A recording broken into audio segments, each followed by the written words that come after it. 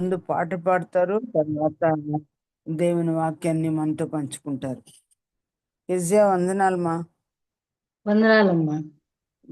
చేరవచ్చిన ప్రతి సిస్టర్స్ కి యేసు ప్రభు అతి శ్రేష్టమైన నామములో నా కుటుంబం తరఫున మీకు అందరికీ వందనాలు చెప్పుకుంటున్నానండి. నాకు ఈ అవకాశం ఇచ్చిన దేవునికి, తర్వాత కేజీఆర్ ప్రసాద్ రెడ్డమ్మ గారికి చాలా వందనాలు చెల్లించుకుంటాను.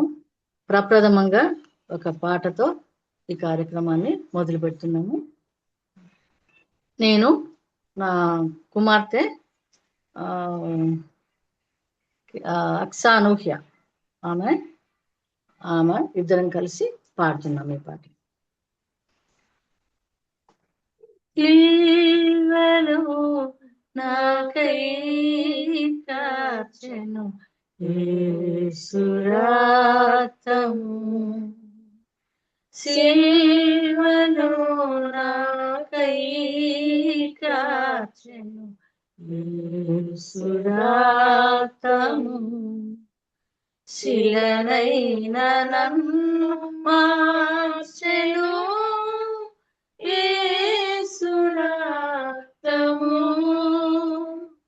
శిలనైన నన్ను మార్చెను యేసు రక్తము, యేసు రక్తము, ప్రభు యేసు రక్తము, యేసు రక్తము, ప్రభు యేసు రక్తము, అమూల్యమైన రక్తము, యేసు రక్తము, అమూల్యమైన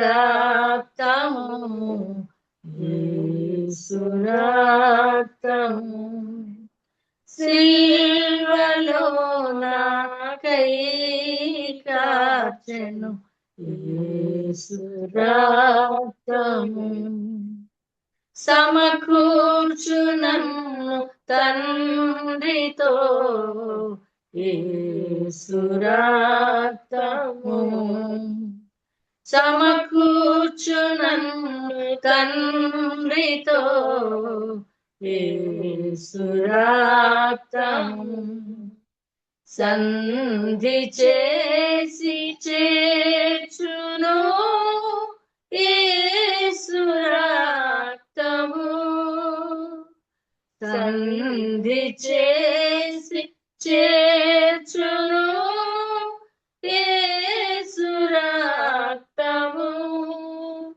యేసు రక్తము, ప్రభు యేసు రక్తము, యేసు రక్తము, ప్రభు యేసు రక్తము,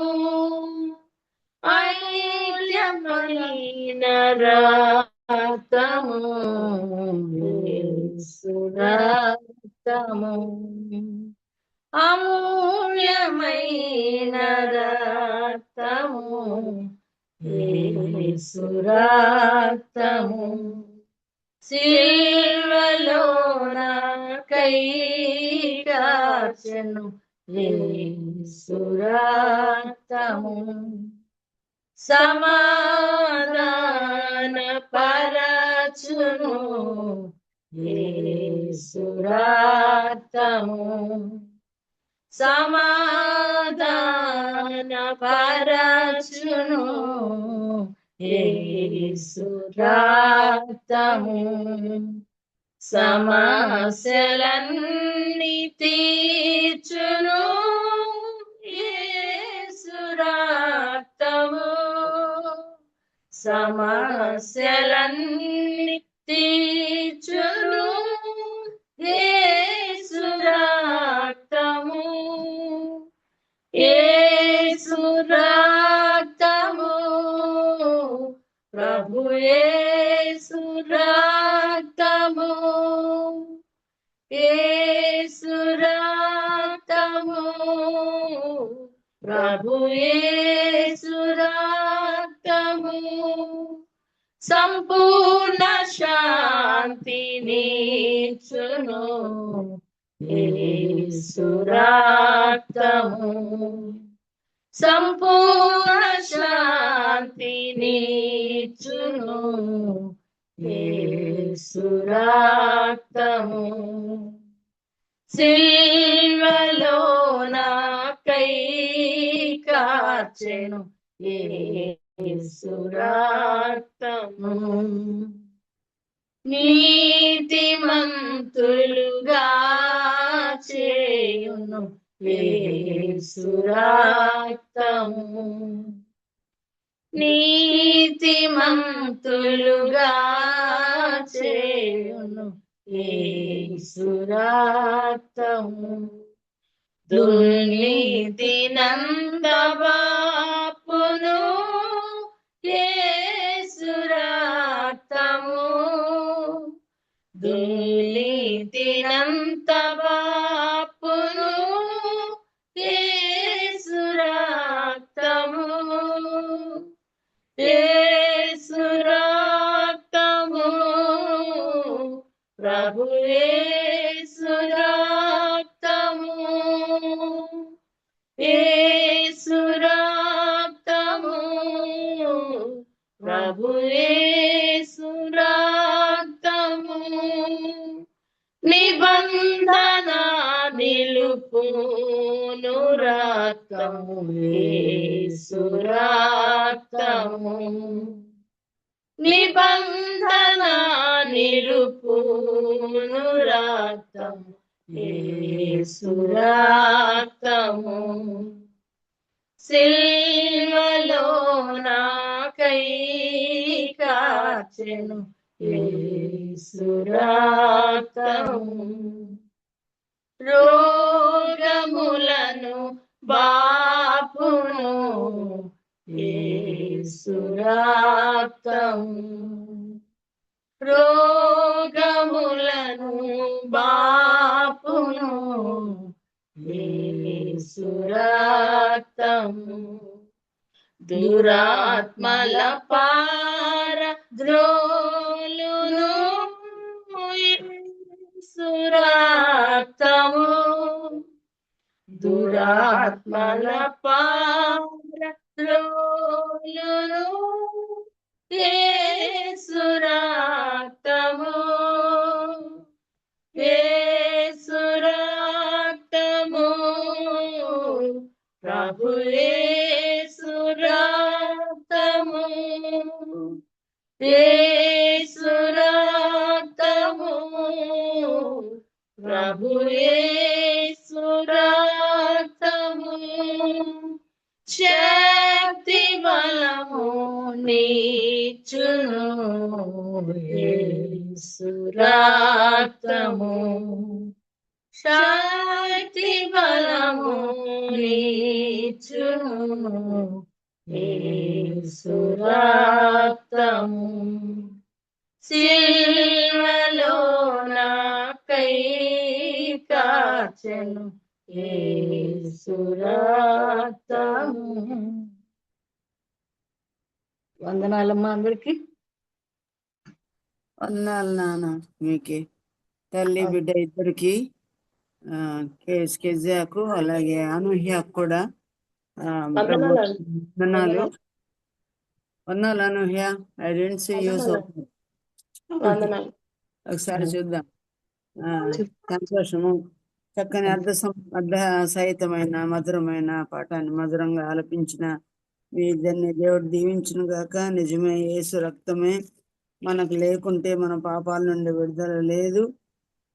సిలువలో ఆ ప్రభు మన కొరకు రక్తము కార్చిన రీతిగా పాప బలియాగమును ఆయన చేసిన కారణం చేత శిల లాంటి కఠినమైన మన హృదయాలు మార్చింది ఆయన రక్తమే. యేసు ప్రభు ద్వారానే తండ్రి అయిన దేవునితో సంధి చేయబడ్డాము, ఐక్యపరచబడ్డాము. దేవునికి స్తోత్రాలు. సమస్యలన్నీ తీర్చే ఆ రక్తము, సంపూర్ణ శాంతిని ఇచ్చిన ఆ రక్తమును బట్టి దేవుని స్తుతిస్తున్నాము. దుర్నీతినంతా పాపినాడు, ప్రతి పాపమును కడిగి పవిత్రపరిచింది ఆ రక్తమే. యేసు రక్తం ప్రతి పాపం నుండి మనం కడిగినని వాక్యాన్ని మనం గుర్తు చేసుకుంటున్నాం. ఒకటేంటి, అన్ని కూడా రోగములన్నీ దురాత్మల శక్తులను పారద్రోలుతూ యేసు రక్తం ప్రతిసారి ఆయన కొరకు మనం నిలబడినప్పుడల్లా శక్తిని బలమునిస్తూ సేవలో మనం వాడుకుంటున్న దేవాది దేవుని ఆ ప్రేమ గల కుమారుని యొక్క రక్తం బట్టి దేవుని స్తుతిస్తూ ఉన్నాము. చక్కని పాట మనం విన్నాం. ఇప్పుడు సోదరి దగ్గర నుండి దేవుడు ఏ వర్తమానం మన కొరకు సిద్ధపరిచి పంపాడు, ఆ వర్తమానాన్ని అందరూ కూడా మ్యూట్లో పెట్టుకొని ఏ ఆటంకం లేకుండా చక్కగా వాక్యం విని మన జీవితాలు దిద్దుకొని ముందుకు సాగుదాం. ఈ సమయాన్ని సోదరి కేఎస్కేజాకు అప్పగిస్తున్నాను. కంటిన్యూ చేయండి. వందనాలు. వందనాలు. చిన్న వాక్య భాగాన్ని మనం చదువుకునే ముందు నేను ఏసే దగ్గర అడిగి కొన్ని దినాల నుంచి ఆయనతో ఏం చెప్పాలా ప్రభువా, నాకైతే ఏమి రాదు, నేను నోటి మాంద్యం గలదాన్ని, బుద్ధి మాంద్యం గలదాన్ని, మోసే చెప్పినట్టుగా అయ్యా నాకు సరిగా రాదు నీ వాక్యాన్ని చెప్పడానికి అని ఎన్నో దినాల నుంచి ఆయన దగ్గర మురుగులతో ఆయన స్వరం వినిపించబడి మరి తయారయ్యాను. పరిశుద్ధాత్మ నాకు సహాయం చేయను గాక నేను చెప్పే ప్రతి మాట ఆయన దూరగా నాతో ఉండాలని నేను కోరుకుంటున్నాను. ఈరోజు నా దాగుచోటు నీవే, నా దాగుచోటు నీవే. ఎవరు మన దాగుచోటు? దేవుడే మన దాగుచోటు, ఆయనే. ఆ దాగుచోటు అనే ఒక వాక్యం నుంచి మరొక చిన్న అర్థం వేరే రకంగా ఉండేటట్టుగా, దాగుచోటు అంటే ఒక హైడింగ్ ప్లేస్, రహస్య స్థలం. రహస్య స్థలం అనే దాని గురించి చెప్పాలని నాకు దేవుడు అనుగ్రహించాడు తలంపు. దాంట్లో రహస్య స్థలములో ఉండేటువంటి దాగిన భవిష్యత్తు ఏంటి అన్న దాని గురించి మాట్లాడాలని నేను నిశ్చయించుకున్నాను. దానికంటే ముందుగా అందరం కలిసి 139వ దావీదు కీర్తనను 1 నుంచి 16 వచనాల వరకు మార్చి చదువుకుందామండి. ప్లీజ్, సమయం సరిపోతుందా? హలో, సరిపోతుంది లేక 139 అధ్యాయము ఒక్క వచనం, నేను ఒక వచనం, మీరు ఒక వచనం, 16 verses వరకు చదువుకుందామండి. ఫస్ట్ 139వ దావీదు కీర్తన ఫస్ట్ వర్స్. యెహోవా, నీవు నన్ను పరిశోధించి తెలుసుకొని ఉన్నావు. నేను కూర్చుందుట నేను లేచుట నీకు తెలియను, నాకు తలంపు పుట్టకమునిపే నీవు నా మనసు గ్రహించుతున్నావు. నా నడకను నా పడకను నీవు పరిశీలన చేసి ఉన్నావు, నా చర్యలన్నిటినీ నీవు బాగుగా తెలుసుకొని ఉన్నావు. యెహోవా, మాట నా నాలుకకు అది నీకు పూర్తిగా తెలిసి ఉన్నది. వెనుకకు ముందును నీవు నన్ను ఆవరించి ఉన్నావు, నీ చేయి నా మీద ఉంచి ఉన్నావు. ఇట్టి తెలివి నాకు మించినది, అది అగోచరము, అది నాకు అందదు. నీ ఆత్మ యుద్ధ నుండి నేను ఎక్కడికి పోవుదును, నీ సన్నిధి నుండి నేను ఎక్కడికి పారిపోదును. నేను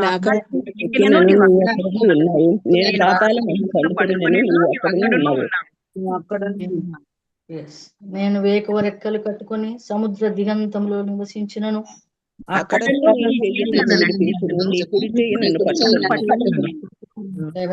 అంధకారము నన్ను మరుగు చేయును, నాకు కలుగు వెలుగు రాత్రి వలె ఉండును అని నేను అనుకుని నేడలా,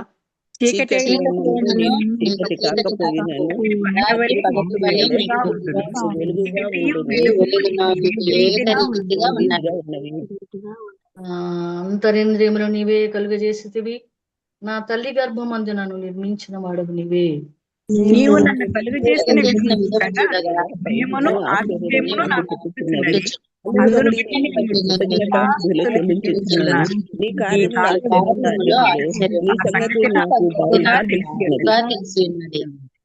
నేను రహస్యమందు పుట్టినవాడను, భూమి యొక్క అగాధ స్థలములలో విచిత్రముగా నిర్మింపబడిన వాడను. నాకు కలిగిన ఎముకలను నీకు మరుగై ఉండలేదు. నేను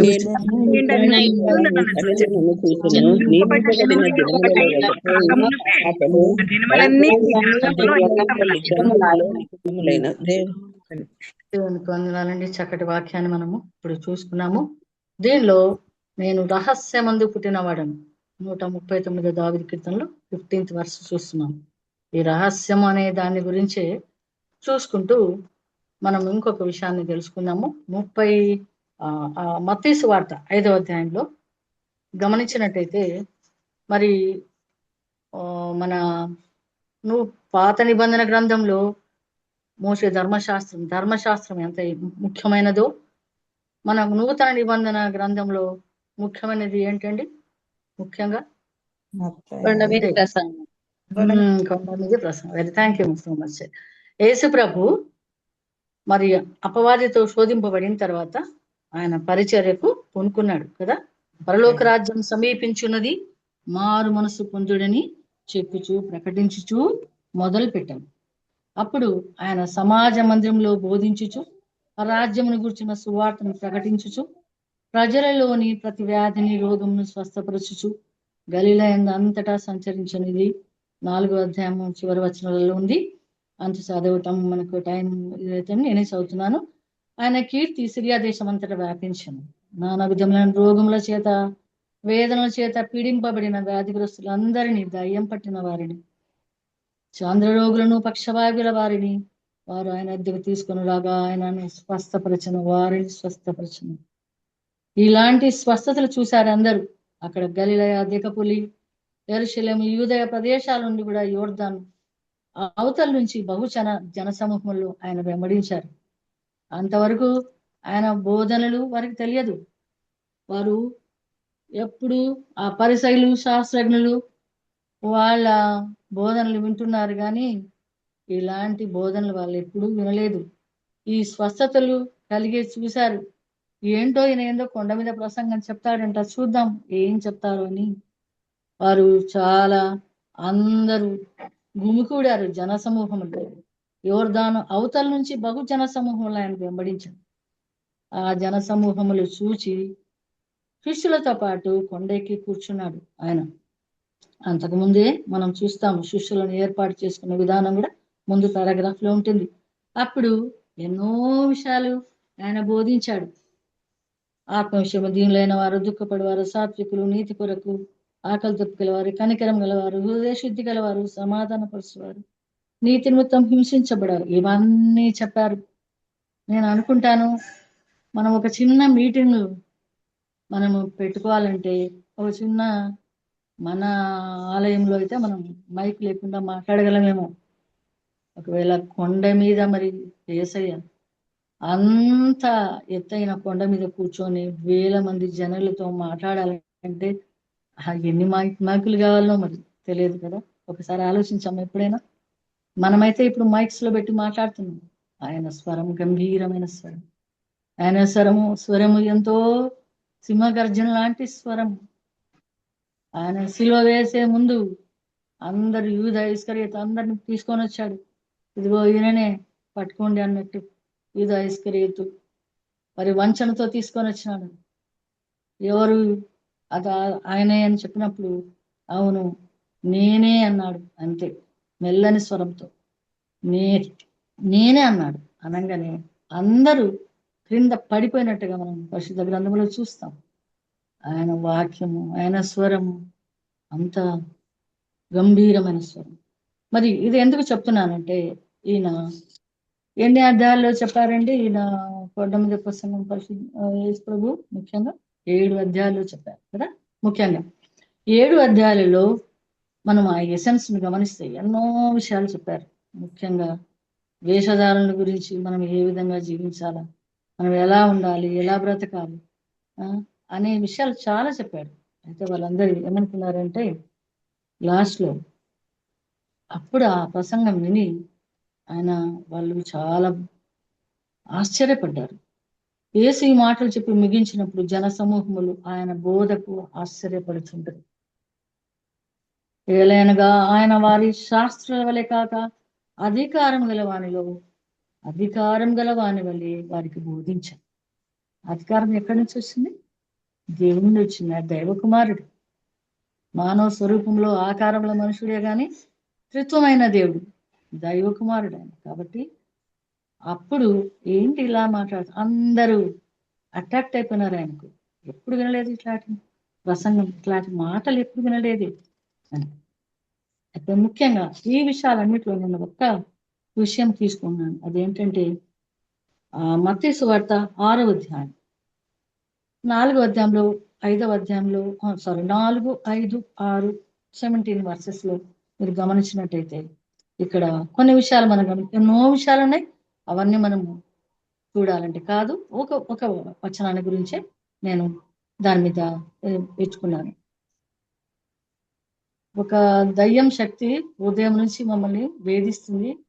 అదేంటంటే ప్రసంగం చెప్పాలనుకున్న పొద్దున్న నుంచి ఒక 2 hours గా ఒక సినిమా పాటలు ఇక్కడ ఎదురుగానే ఒకటి పెట్టారు. ఆ సెటానిక్ పవర్ మరి ఇప్పుడు స్టార్ట్ అయింది. అందరం ఒక నిమిషం మనసులో ప్రార్థన చేసుకోండి. అదిగో ఆ స్వరాలు వినపడుతున్నాయి. సైతానికి ఇష్టం లేదు కదా మనం ప్రార్థన చేసుకోవటం, కలవటం. సరే, ఓకే, నేను నా వాయిస్ రైజ్ చేస్తాను, మీరు కూడా మనసులో ఒక మాట ప్రార్థన చేసుకోండి. ఆ వాయిస్ దేవుడు తీసివేస్తాడు. ఇక్కడ 6వ అధ్యాయము మత్తయి సువార్త 6వ అధ్యాయం 3వ వచనంలో, నీవైతే ధర్మం చేయనప్పుడు నీ ధర్మం రహస్యముగా నిమిత్తము నీ కీడు చేయునది నీ ఎడమ చేతికి తెలియకుండవలెను.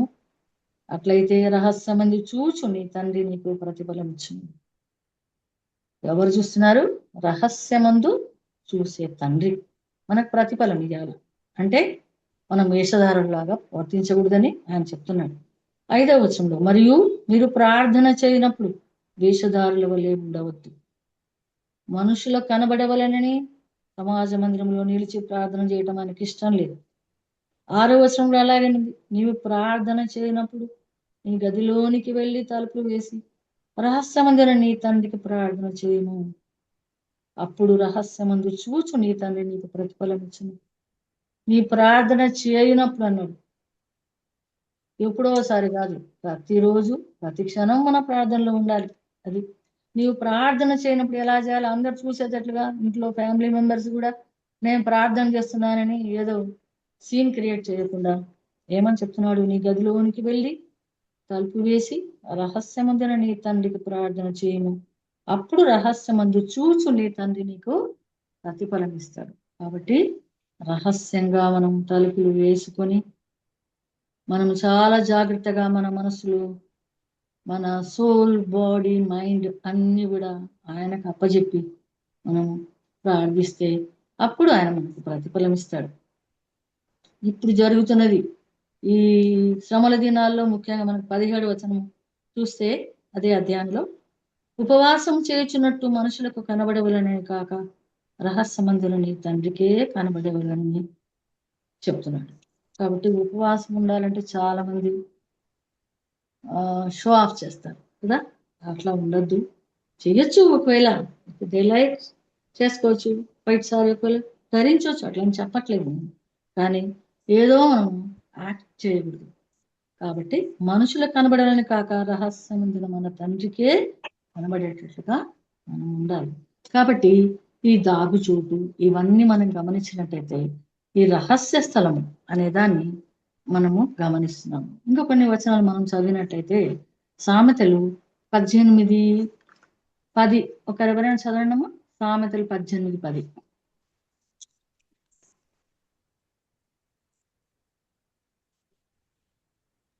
నేనే చదవనా? యెహోవా నామము బలమైన దుర్గము, నీతిమంతుడు అందులోనికి పరిగెత్తి సురక్షితముగా నుండును. అబ్బా, సామెతలు 18:10లో యెహోవా నామము బలమైన దుర్గము, నీతిమంతులు దానిలోనికి పరిగెత్తి సురక్షితంగా ఉంటారు. మనం ఎక్కడికి పరిగెత్తాలా? ఎక్కడికి పరిగెత్తాలండి? యేసయ్య దుర్గంలోకి వెళ్ళాలి మనం. ఆయన బలమైన దుర్గం, ఆయన దగ్గరికి పరిగెత్తే మనం ఏం కలుగుతుంది? మనకు సురక్షితంగా ఉంటాము. ఇప్పుడు యుద్ధాలు జరుగుతున్నాయి, మీకు తెలుసు అనుకుంటాను.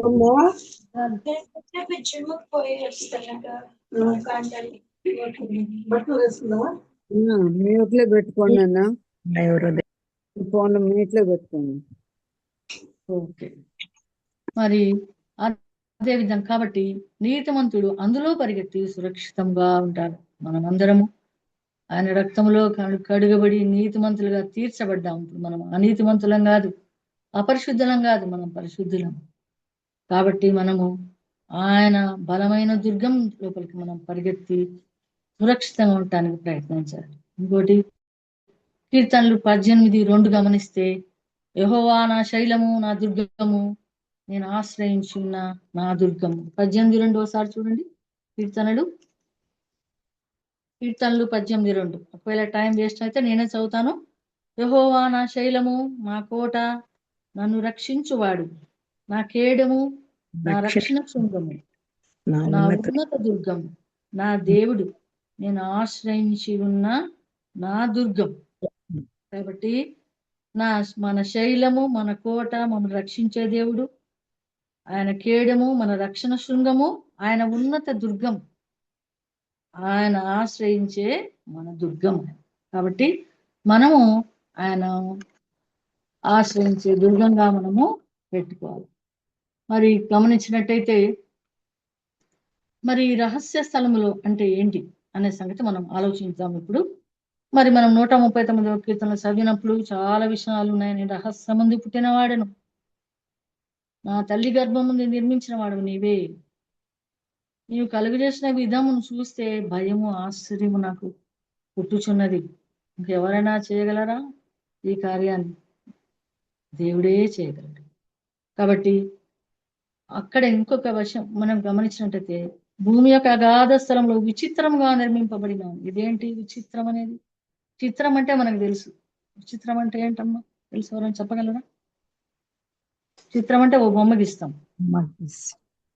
విచిత్రం అంటే ఏంటి? సరే, నేనే చెప్తాను. విచిత్రం అంటే చిత్రం కానిదని అర్థం కాదు. ఇప్పుడు మనల్ని సృజించాడు దేవుడు. మనలాంటి మనిషి ఉంటారా? ఉండరు. కాబట్టి ఆయనను విచిత్రంగా సృజించాడు, నిర్మించాడు. ఆయన చేతితో నిర్మించాడు. ప్రతి ఒక్క మనిషి పోలిక మరో మనిషికి లేడు. ఆయన ఎంత గొప్ప దేవుడు. తల్లి గర్భంలో మనం నిర్మించినాడు. అయితే ఈ దాగుచోటు, ఈ రహస్య స్థలము అనేది మనం తెలుసుకోవాలంటే ముఖ్యంగా ఈ రహస్య స్థలం అంటే ఏంటంటే ముఖ్యంగా ఇది విశ్వాసికి గురించి చెప్పే ప్రార్థన వాక్యం. ఇది నమ్ముకొని వాళ్ళు అవిశ్వాసుల కోసం కాదు, ఇది విశ్వాసులకే ఈ వాక్యం. రహస్య స్థలం అంటే ఏంటి అనే సంగతి మనం ఆలోచించాలి. రహస్య స్థలం అంటే ఏంటంటే మనము ఆయన సన్నిధిలో మనం మోకరించి, మన హృదయాలు కృమ్మరించి, ఏడ్చి కన్నీళ్లతో ప్రార్థించేటువంటి స్థలము. ఆ రహస్య స్థలములోనే మనం ఆయన నిర్మించినాడు, మనకు జన్మనిచ్చాడు. ఆ రహస్య స్థలములోనే మన భవిష్యత్తును నిర్మించినాడు. ఆ రహస్య స్థలంలోనే మనకు నిత్యత్వం ఇవ్వబోతున్నాడు. కాబట్టి ఇవన్నీ కూడా రహస్య స్థలంలో ఆయన మనకు నియమించినటువంటి ఆశీర్వాదాలు. మరి ఆ రహస్య స్థలములో ఎలాగా మనము ఉంటున్నాం? మరి మన జీవితంలో రహస్య స్థలం అనేది మనకు ఉందా? ఆ సబ్జెక్టు మన దైనందిన జీవితంలో మనం పాటిస్తున్నామా? ఆ రహస్య స్థలము లేకపోతే మనము విశ్వాసంలో జారిపోతాం. విశ్వాసంలో ఉండాలి అంటే తప్పకుండా రహస్య జీవితాన్ని మనం కలిగి ఉండాలి. మనము ప్రార్థన అంటే ఏమనుకుంటాం? మన కుటుంబం కోసం ప్రార్థన, మన కోరికల కోసం ప్రార్థన, ఇల్లు కట్టించుకోవాలంటే ప్రార్థన, లేకపోతే ఉద్యోగం రావాలంటే ప్రార్థన, ఇంకా పెళ్ళిళ్ళు కావాలంటే ప్రార్థన. అది మనం ఆలోచిస్తాం. కానీ రహస్య స్థలం అనేది చాలా విషయాలు మనం తెలుసుకోవాల్సిన విషయాలు ఉంది. మనకు తెలిసిన విషయాలు ఇవన్నీ. అయితే రహస్య స్థలం ఏం నేర్పిస్తుందని అంటే 2 నేర్పిస్తుంది. మనకు దేవునితో పెనుగులాటం నేర్పిస్తుంది, అలాగే సైతానుతో పోరాటం నేర్పిస్తుంది. 2 చేయాలి మనం. దేవుని విషయంలో పెనుగులాడాలి, మరి సైతానుతో పోరాడాలి. సైతానుతో ఏంటి పోరాడతాం అంటే, ఏం చేసుకునే ప్రార్థన, ఇప్పుడు ఏమొద్దులే, నువ్వు కొంచెం నాకు చేసుకుందో, రేపు చేసుకుందో, ఎల్లుండి చేసుకుందో, ఇలాంటి పోరాటం ఉంటుంది. అన్ని గుర్తు చేస్తుంటాడు సైతాన్ గారు. ప్రార్థనకి ఇష్టం లేదు. బైబిల్ ఎంతనో చదువుకో ఏమన్నాడు, కానీ ప్రార్థన అనేసరికి వాడికి మంట, హృదయంలో మంట పుడుతుంది. ఎట్లాగైనా దాన్ని బ్రేక్ చేయాలని చూస్తుంటాడు. కాబట్టి ఇంకా విషయం మనం చెప్పుకోవాలంటే, మరి మనం ఎన్నో పోరాటాల ప్రార్థనలు మనం విన్నాం. యాకోబు మరి ఆ పెనుగులాడతాడు కదా, పెనుగులాడతాడు. తర్వాత ఆయన యాకోబు అనే పేరు ఇశ్రాయేలుగా మార్చబడినాడు. ఆ విధంగా పోరాట పటిమతో ఉండే సేవకులు ఎంతో మంది రహస్య స్థలం నుంచి పుట్టారు. ముఖ్యంగా ఇది సామూహికంగా జరిగేది కాదు, ఏకాంతంగా దేవుని కలిసేటువంటి స్థలం. ఈ రహస్య స్థలంలో మన పరిశుద్ధ గ్రంథంలో అనేక మందిని బలిస్తులు పుట్టారు, ఎంతో మంది ప్రార్థనా వీరులు పుట్టారు, ఎంతో మంది మరి మార్టియర్స్ అయ్యారు. దేవుని విషయమైన మరి నిందలు భరించుకుంటూ ఎన్నో మరి హింసలు భరించి చనిపోయిన వాళ్ళు ఉన్నారు, ప్రభు దగ్గరికి పోయినారు. మరి ఈ రహస్య స్థలంలో ఏం జరుగుతుంది అంటే, ఏం జరుగుతుంది అనేది మనకు తెలుసు అన్ని. మనం రహస్య స్థలంలో వెళ్ళి చాలా ప్రార్థించినప్పుడు, మన హృదయాన్ని కుమ్మరించినప్పుడు భయపడే వాళ్ళము ఏమవుతాము, మనకు ధైర్యం వస్తుంది. ఖాళీగా ఉన్నామనుకోండి మనము నింపబడతాం, బందీలుగా ఉన్నామనుకోండి, చెరలో ఉన్నామనుకోండి విడిపింపబడతాం, పడిపోయిన వారము ఉంటామనుకోండి లేపబడతాం. కాబట్టి ఇది ఏకాంత సమయంలోనే జరుగుతుంది, ఇది రహస్య స్థలంలోనే జరుగుతుంది. ఈ ఏకాంత సమయంలో మన జీవితం, మన భవిష్యత్తు మార్చేస్తుంది. మరి ఈ ఏకాంత సమయంలో ఎన్నో మన పరిశుద్ధ గ్రంథములు మనం నేర్చుకున్నట్టయితే, మరి పెంతెకొస్తులో సంఘం పుట్టింది, ఆదిమ సంఘం. యేసుక్రీస్తుల వారు ఆరోహణమైతూ మీరు శిష్యులతో చెప్పి మీరు దుఃఖపడకండి, నేను పరిశుద్ధాత్మ కోసం పంపిస్తున్నాను అన్నప్పుడు 120 మంది కలిసి అక్కడ ఎక్కువగా ప్రార్థించినప్పుడు ఎంతో గొప్ప అద్భుతం జరిగింది. ఎంతో మంది ఇతరులు వచ్చి, అన్యులు వచ్చి ఏంటిదని వాళ్ళు ఆశ్చర్యపోయినారు. మరి అగ్ని వర్షం కురుస్తుంది, విభాగింపబడిన నాలుకలాగా ప్రతి వారి మీద మరి పరిశుద్ధాత్మ కుమ్మరించబడి అందరూ భాషలతో, అన్ని భాషలతో మాట్లాడినారు. అప్పుడు జరిగినటువంటిది రహస్య ప్రార్థనేది. మరి కాబట్టి ఈ విధంగా మనం చూస్తే ఇంకా ఎన్నో రహస్య ప్రార్థనలో మనకి ఏం జరిగిందో చూస్తాం. ముఖ్యంగా తన మంటికి మధ్యలో మన యేసయ్య, మన ప్రభువు, మన రక్షకుడు మంటికి మధ్యలో వ్రేలాడుతూ ఒంటరిగా ఉన్నప్పుడే మనకు రక్షణ కలిగింది. కాబట్టి ఈ రహస్య స్థలం మనకుందా? మరి మనము లేదు, ఉంటుంది తప్పనిసరిగా, విశ్వాసం తప్పకుండా ఉంటుంది. కానీ దాన్ని మనం పాటించాలి, కొంత అవగాహన ఉండాలి మనకు, మనం ఒక డిసిప్లిన్ ఉండాలి దానికోసం మనము పాటుపడాలి. గత సంవత్సరంలో ఒకవేళ మనం వెనుకబడిన స్థితిలో ఉన్నామేమో ప్రార్థనలో, మరి వాక్యం చదువుకునే విషయంలో, ఆయనని ధ్యానించే విషయంలో మనం ఏమైనా వెనుకబడి ఉంటే ఈ సంవత్సరం మరి మార్చి నెలలో 11వ రోజున ఒక నిర్ణయం తీసుకుందాం మనం. దేవా, నేను నిర్లక్ష్యం చేస్తున్నాను ప్రభా, మీరు ఇచ్చిన మరి తలాంతులు, మీరు ఇచ్చినవన్నీ దాచేసుకున్నాను ఆయన, మీరు ఇచ్చిన వాక్యాన్ని నేను సరిగా చదవలేదు నాయన, నేను ఎక్కువ ధ్యానించలేదయ్యా తండ్రి నాయన. మరి ఎంతో మంది ప్రభా తండ్రి మరి రక్షణ భాగ్యం లేకుండా ఉన్నారు, ఎంతో మంది చనిపోతున్నారు. వాళ్ళ కోసం మనం విజ్ఞాపన ప్రార్థన చేయాలి. మనం రహస్య ప్రార్థనలోనే మనం ఎన్నో మేలులు పొందుతాం. రహస్య ప్రార్థనలు, ఉపవాస ప్రార్థనలు ఎన్నెన్నో మనకు తెలుసు. ఎరుకో గోడలను పడిగొట్టేటట్లు చేశాయి మరి. కాబట్టి మరి ఇవన్నీ మనం గమనించినట్టయితే ఆ రహస్య స్థలంలోకి వెళ్ళడానికి మనం ముఖ్యంగా భయపడాలి. మనం సరిగ్గా ఉన్నామని ఆత్మవిమర్శ చేసుకోవాలి. కాబట్టి ఇంకా ఏమిటంటే, ఆ స్థలంలో మరి మనం ఏ విధంగా ఉండాలి, ఏ విధంగా ప్రవర్తించాలా, ఏ విధంగా దేవుని సన్నిధిలో ఉండాలి అన్నది మనం చాలా వణుకుతో, భయంతో మనం జీవించాలి. ఎప్పుడైనా మనం ఒక సమయాన్ని మనం నిర్ణయించుకోవాలి. దినంలో ఏదో ఒక రోజు కాదు, ఒక సమయాన్ని మనం పెట్టుకోవాలి. అది ముఖ్యంగా నాకు నా అనుభవంలో ఏం చెప్తున్నానంటే, నేను ఎక్కువగా తెల్లవారుజామున దేవుని దగ్గర వేడుకుంటాను. నాకు కలిగిన నా బాధలు, నా కష్టాలు ఇవన్నీ కూడా ఆయన దగ్గర నేను ఆ విధంగా. ఎందుకంటే చిన్నపిల్లల అల్లరులు అవన్నీ ఉండవు. మరి అలాంటప్పుడు మనము ఒక సమయాన్ని కేటాయించుకొని ఆ సమయాన్ని మనము ప్రార్థించే వాళ్ళంగా, మొరపెట్టే వాళ్ళంగా ఆయన సన్నిధిలో ఉండాలి. రహస్య స్థలములో మరి లేపబడిన భక్తులు ఎంతో మంది, మరి దావీదైతేనేమి, మోషే అయితేనేమి, దానియేలు అయితేనేమి, ఇవన్నీ మనం చూస్తే ఆ రహస్య స్థలములో నుంచే వాళ్ళు ఆ విధంగా మేలు పొందారు, దైవ సేవకులుగా పొందారు, ఎన్నో కార్యాలు చేశారు. అన్నిట్లో మనం గమనించినట్టయితే మరి మొట్టమొదటిగా ఆ రహస్య స్థలంలోకి వెళ్ళాలంటే చాలా భయము భక్తి ఉండాలి. ఏకాంతంగా ఉండి ఆ స్థలంలో మనము ఆయనతో ముఖాముఖిగా మాట్లాడే వాళ్ళంగా ఉండాలి. మరి దాంట్లో మనం ఫస్ట్ గమనించినట్టయితే మొట్టమొదటిగా మోషేను మనం గమనించినట్టయితే మోషే ఆయన ఆ విషయం అంతా నేను చెప్పను, ఎందుకంటే మనకు అన్ని చరిత్ర తెలుసు.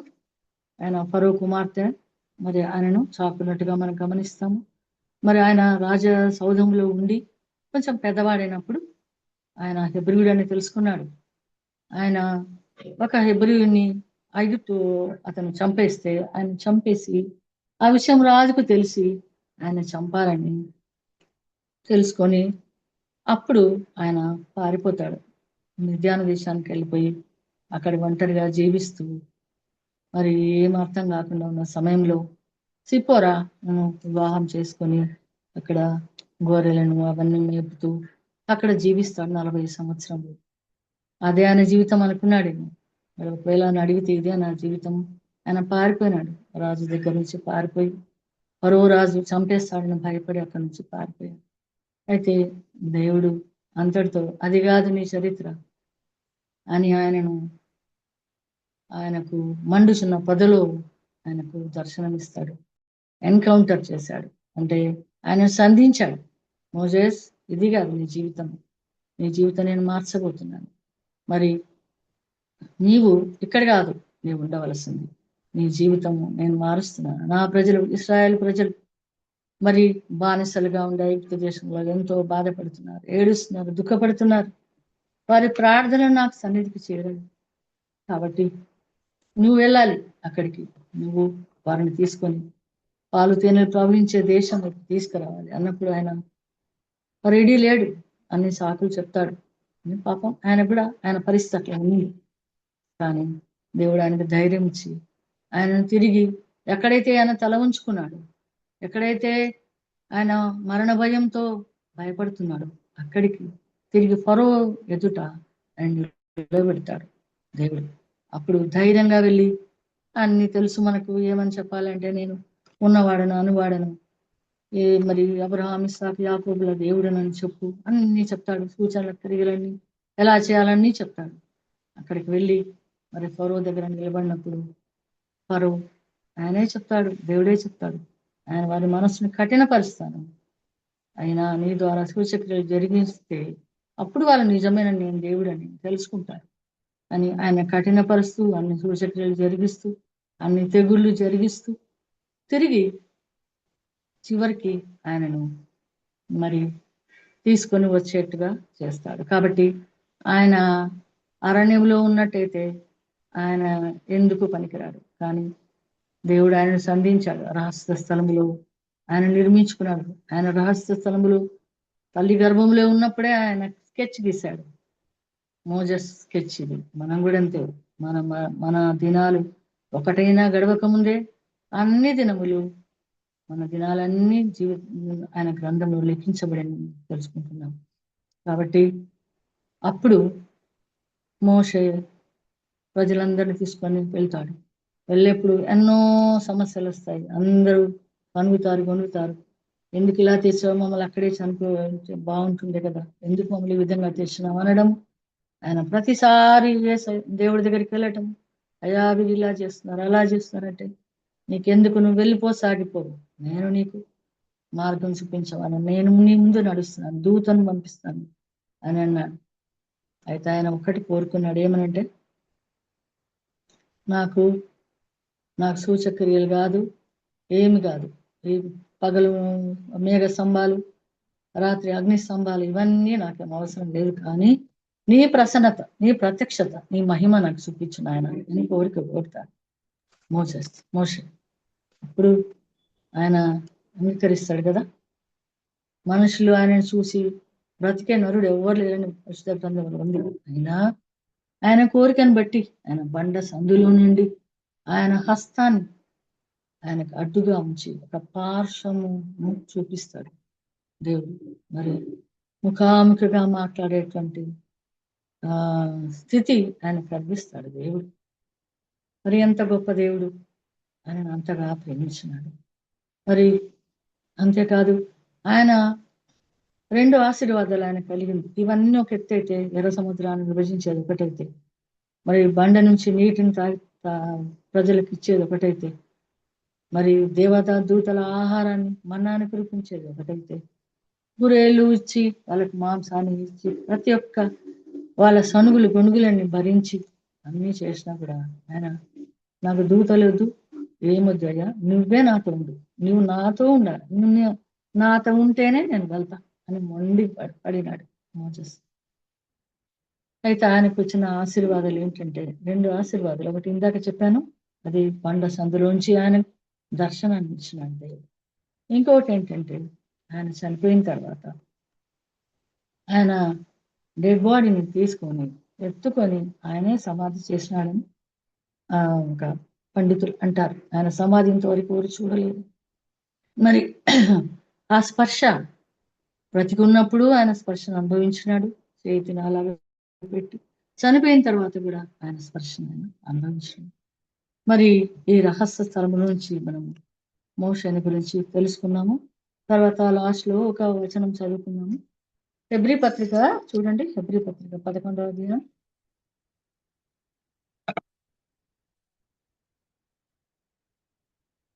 హెబ్రీ పత్రిక 11వ అధ్యాయము.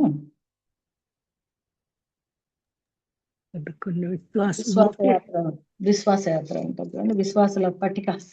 మోషే పుట్టినప్పుడు అతన్ని వచనం చెప్పండి. 23. మోషే పుట్టినప్పుడు అతని తల్లిదండ్రులు ఆ శిశువు సుందరుడైండుట చూచి విశ్వాసం బట్టి రాజాజ్ఞకు భయపడక 3 మాసములు అతను దాచిపెట్టిన. మోషే పెద్దవాడైనప్పుడు విశ్వాసం బట్టి ఐగుప్తు ధర్మ కంటే క్రీస్తు విషయమైన నింద గొప్ప భాగ్యమని ఎంచుకొని అల్పకాలము పాపభోగము అనుభవించుట కంటే దేవుని ప్రజలతో శ్రమ అనుభవించుట మేలని యోచించి ఫరో కుమార్తె యొక్క కుమారుడని ఒప్పుకొనలేదు. ఏలైనగా అతడు ప్రతిఫలముగా కలుగబో బహుమానమందు దృష్టి ఉంచెను. విశ్వాసం పెట్టాడు అదృష్టుడైన వాడిని చూస్తున్నట్టు. చూడండి, పెద్దవాడైనప్పుడు 23, 24 ఐగుప్తు ధనం కంటే క్రీస్తు విషయమైన నింద గొప్ప భాగ్యమని ఎంచుకున్నాడు. ఆయన ఒకవేళ ఫరో ఇంట్లో ఫరో కుమార్తెగా ఉంటే ఆయనకు ఇది ఏమైనా కొరత అండి? రాజు బిడ్డ కొడుకని ఎంతో ఉండేది. కానీ అవన్నీ ఆ భాగ్యం ఎంచుకోలేదు. అల్పకాల పాప భోగం అనుభవించడం కంటే దేవుని ప్రజలతో శ్రమ అనుభవించడం మేలు అనుకున్నాడు అని ఫరో కుమారుడు అనిపించుకున్నప్పుడు ఆయన ఒప్పుకోలే. అయితే ఎందుకు చేశాడు? ఏలైనగా అతడు ప్రతిఫలముగా కనగబోవు బహుమానమందు దృష్టించాడు. రాబోయే ప్రతిఫలం, ఆయన నిత్యత్వం గురించి ఆయన ఆలోచించాడు. వాటి కలగబోయే బహుమానం ఉంది ఆయన దృష్టించాడు. మరి ఇలాంటి మోషే రహస్య స్థలములో ఆయన స్టెప్ చేసినప్పుడు ఆయన జీవితంలోనికి ఆయన బ్రతుకు మారిపోయింది. మనం ఒకవేళ మనమే చేద్దాం అనుకుంటే అది కాదండి. మోషే ఏమనుకున్నాడు? మొట్టమొదట ఒక ఐగుప్తుని, ఒక హెబ్రీని చంపేస్తే ఆయనకు రోషం వచ్చింది. నా వాళ్ళని చంపేస్తున్నారు వీళ్ళు, ఒకడికొకటి చంపేస్తే అయిపోతారా? కాదు. మరి ఆ ప్రజలందరినీ విమోచించాలటానికి దేవుడు ఆయన ప్రణాళికను సిద్ధం చేసినాడు. ఆయనే ఆ మండుచున్న పొదలో ప్రత్యక్షమైన దేవదూత ఏమన్నాడు? ఎందుకు ఇది కాలిపోవట్లేదే అని దగ్గరగా వచ్చి చూస్తే అప్పుడు మోషే అని పలికినప్పుడు ఆయన అనుకున్నాడు, నా జీవితం ఇంకా మారిపోయింది, ఇది దేవుని చేతులు నేను పడబోతున్నాను అర్థం చేసుకొని ఆయన అన్నిటికీ యాక్సెప్ట్ చేస్తాడు. కాబట్టి మనం కూడా ఆయన సన్నిధిలో, ఆయన రహస్య స్థానంలో ఆయన మనకి ఏదైనా ఇస్తే మనం దానికి ఒబే కావాలి.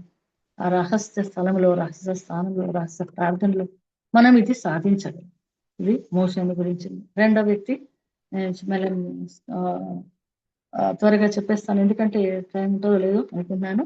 రెండో వ్యక్తిగా దావీదుని మనం గమనించినట్టయితే, దావీదు విషయం అందరికీ మనకు బాగా తెలుసు. అంటే తెలుసు కానీ మనము దాంట్లో ఉన్నటువంటి ఆయన విషయాలు కూడా మనం తెలుసుకున్నట్లయితే బాగుంటుంది. మరి దావీదు ఎవరి కుమారుడు అండి? యెష్షై కుమారుడు. యెష్షై కుమారుడు కదా, యెష్షై. ఓకే, అయితే సమూయేలు ప్రవక్త ఆయనను అభిషేకించడానికి వచ్చినప్పుడు ఎంతమంది కుమారులను చూపించినాడు యెష్షై? 11 మందిని చూపించాడు కదా.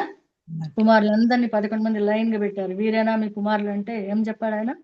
అరణ్యంలో ఒకడున్నాడు చివరి వాడు గొర్రెలు కాపరి, గొర్రెలను కాపలా కాస్తూ ఉంటాడు అని చెప్పాడు. నా శబ్దాలు మీకు వినపడుతుందమ్మా? క్లియర్ గా వినిపిస్తుంది ఓకే ఓకే, వినపడితే చాలు అనేసి మనం అనుకోవచ్చు. ఒకవేళ వీడు అరణ్యంలో ఉన్నాడు, ఏదో గొర్రెలు కాసుకున్నాడులే, వీడిని ఒకవేళ ఆయన ప్రతిష్ఠించకపోవచ్చేమో అని అనుకున్నాడేమో తండ్రి, మనకైతే తెలియదు. కానీ ఇంకా ఎవరైనా ఉన్నారా చూడన్నప్పుడు చివరి కొడుకున్నాడు, గొర్రెలు కాస్తున్నాడు పొలంలో అని పిలిపిస్తాడు. పిలిపించినప్పుడు యెహోవా ఆత్మ సమూయేలుకి ఏమని చెప్తుంది? ఇతడే నేను కోరుకున్న దావీదు. ఆయన పై రూపాన్ని లక్ష్య పెట్టేవాడు కాదు, అంతరంగికాన్ని చూసే దేవుడు. కాబట్టి అలాంటి దావీదు అయితే అక్కడ ఆయన మనకు తెలుసు, ఆయన చాలా దైవాత్మ కల శిశువు కాబట్టి అనేక సార్లు తోడేళ్ళు మరి సింహాలు వచ్చినప్పుడు ఎదుర్కొని వాటిని చంపేగల శక్తి ఎక్కడి నుంచి వచ్చి ఉంటుంది? దైవశక్తి. కాబట్టి ఆయన ఏమనుకున్నాడు, ఒకవేళ నా జీవితం ఇదే, గిటార్ ఏదో పిల్లని గురవులన్నీ పట్టుకొని పాడుతూ ఉండేవాడేమో. కానీ దైవ ప్రణాళిక అలా లేదు. అలా దావీదు, ఇక్కడ కాదు నీ స్థలం, నేను నిన్ను రాజుగా అభిషేకించడానికి వస్తున్నాను. కాబట్టి నువ్వు ఎక్కడెక్కడో తిరగాలి, ఎక్కడెక్కడో జీవించాలి, నువ్వెంతో పెద్దవాడికి కావాలని ఆయన ప్రణాళిక ఉంది. కాబట్టి ఆయన పిలిచాడు, దావీదు పిలిచాడు. వెళ్ళి మొట్టమొదటి ఏం చేశాడు? దావీదు గొల్యాతును చంపేశాడు కదా, చిన్న ఒడిసరాళ్లతో గొల్యాతును చంపేశాడు. మరి ఆయన మనం గమనించినట్టయితే మరి తర్వాత ఆయన ఎంత క్లోజ్ గా అయ్యాడంటే దేవునికి. ఏం పేరుంది దావీదుకి? చెప్పగలరా? ఆయన హృదయానుసారి అంట. ఎందుకు అంత హృదయానుసారి అంత ఇష్టపడి చేసుకున్నాడు? మనం అనుకోవచ్చు, అందరు ఏమనుకుంటారు? అందరూ వాక్యం సరిగా తెలియని వాళ్ళు, లేకపోతే ఇంకా కొంచెం తెలియని వాళ్ళు ఏమనుకుంటారు? ఆయన వ్యభిచారం చేసినాడు, హత్య చేసినాడు కదా, ఉరియా భార్యతో పాపం చేసినాడు, ఆమె భర్తను చంపేసినాడు ఫ్రంట్ లైన్ లో పెట్టి, ఆయన ఏం భక్తుడు అనుకుంటాం. కానీ కాదు. ఆయనలో కలిగిన క్షమాపణ, ఆయనలో కలిగినటువంటి ఆ మార్పు, ఎంతో దుఃఖ హృదయం, ప్రతిరోజు మరి ఆయనతో పశ్చాత్తపడి ఇవన్నీ రాసినాడు. దావీదు కీర్తనలు ఎన్నో గమనిస్తాము. మరి ఆయన పాపం అంతమైపోయింది. మరి మనం సామెత గ్రంథంలో చూస్తాం, అతిక్రమం దాచిపెట్టుకునేవాడు వర్ధిల్లడు కానీ అతడు నెమ్మది పొందుతాడు, కనికరం పొందుతాడు. కాబట్టి అట్లాంటి కనికరాన్ని దావీదు పొందాడు. మరి మనం గమనించినట్టయితే ఇక్కడ ఇంకా కొన్ని వచనాలు మనం చదువుకుందాము. కీర్తనలు 27 చూడండి. కీర్తనలు 27 అధ్యాయం 4-5 వచ్చి.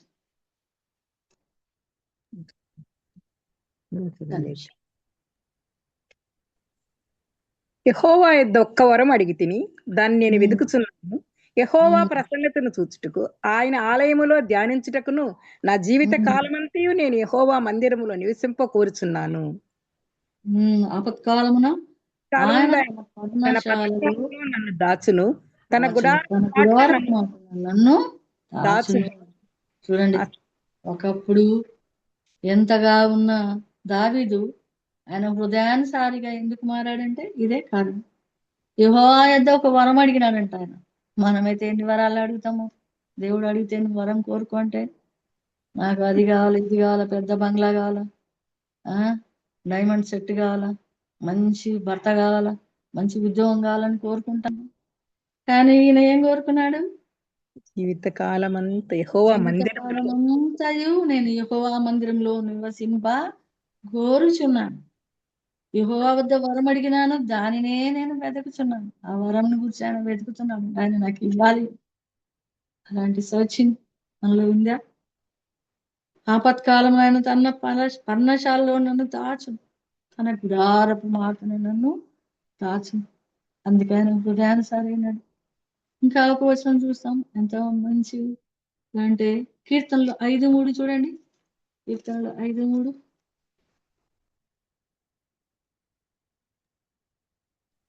యెహోవా, ఉదయమున నా కంఠస్వరము నీకు వినబడును. ఉదయమున నా ప్రార్థన నీ సన్నిధిని సిద్ధం చేసి కాచి ఉందును. యెహోవా, ఉదయమున నా కంఠస్వరము నీకు వినబడెను. ఉదయమున నా ప్రార్థన నీ సన్నిధిని సిద్ధం చేసి కాచి. మనం ఈ విధంగా చేస్తున్నామండి. పొద్దున్న లేచి చాలా మంది సెల్స్ పట్టుకుంటారు, సెల్లులు పట్టుకుంటుంటారు. కానీ అది కాదు ఈయన చేసింది. ఉదయం నా కంఠస్వరం నీకు వినబడుతుంది. దేవా, ఇదిగో నాయన నన్ను కాపాడినావు, ఈ రోజు నన్ను రక్షించడం నాయన, నా కుటుంబాన్ని రక్షించినావు తండ్రి.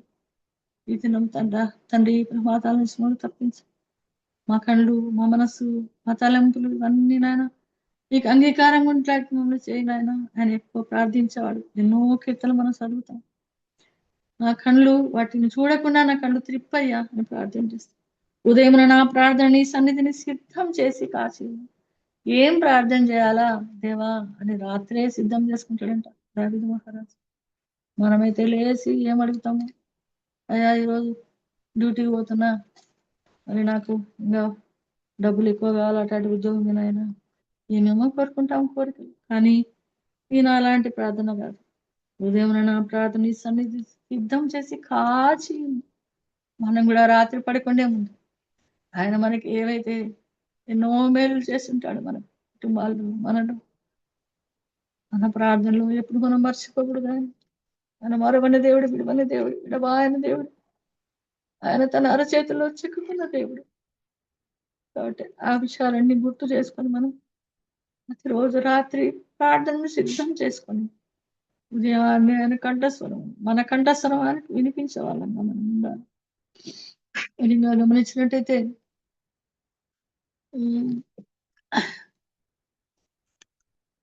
యెహోవా నా కాపరి, నాకు ఏమి కలగదు అని ఆయన రాసినటువంటి ఆ 23 చూస్తే మనం ఎంతో ఆదరణ పొందుతాం కదా. దుడ్డికరాన్ని దండం నన్ను ఆదరిస్తుంది. మరి నాకేమి కొదవ ఉండదు దేవా, మనకు అన్ని ఉన్నా ఏదో ఒకటి లేకపోతే మనం ఎంతో కొరతగా భావిస్తాం. ఇది కాదు, ఆయన మన దగ్గర ఉన్నట్టయితే, మనలో ఉన్నట్టయితే మనకి ఏమీ కొరత ఉండదు. కాబట్టి గొర్రెల దొడ్డిలో ఉన్నటువంటి దావీదును ఆ రహస్య స్థలములో ఆయన ఎంతో ప్రార్థించాడు, ఎంతో ప్రార్థించుంటాడు. ఆయనకు భయం లేదా? సొలొమోను మరణించేంత వరకు మరణ భయం. ఆయన అడవులలో అరణ్యములో తిరిగి అక్కడి నుండి ఆ లోయల్లో ఉండి ఆ గుహల్లో ఉండి ఆయన రాసినాడు. ఎంత భక్తుడండి. అందుకే ఆయన హృదయానుసారి అయ్యాడు. ఆయన హృదయానుసారి అనడంలో ఇంకొక ముఖ్య విషయం ఏంటంటే, భక్తులు చాలా మంది పండితులు చెప్తారు, ప్రతి ఒక్క విషయంలో నేను యెహోవా యుద్ధ విచారణ చేయగా అని అంటాడు. ఎక్కువ దావీదు ప్రతి ఒక్క దానికి ఆయన సలహాను కోరుకుంటాడు.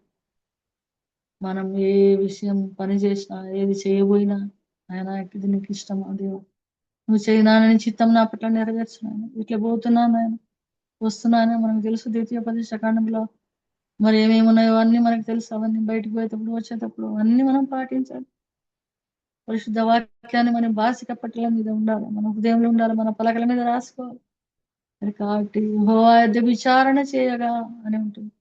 ప్రతి ఒక్క విషయము ఆయన దగ్గర కాపల విచారణ చేసేవానిగా ఉన్నందువలనే ఆయన హృదయానుసారి అయ్యాడు. ఇంకొక విషయం నాకు జ్ఞాపకం వస్తుంది, మర్చిపోయినాను నేను. అదేంటంటే మొదటి రాజులు 15వ అధ్యాయం చూడండి అమ్మా. మొదటి రాజులు 15వ అధ్యాయం 3 చివరి నుంచి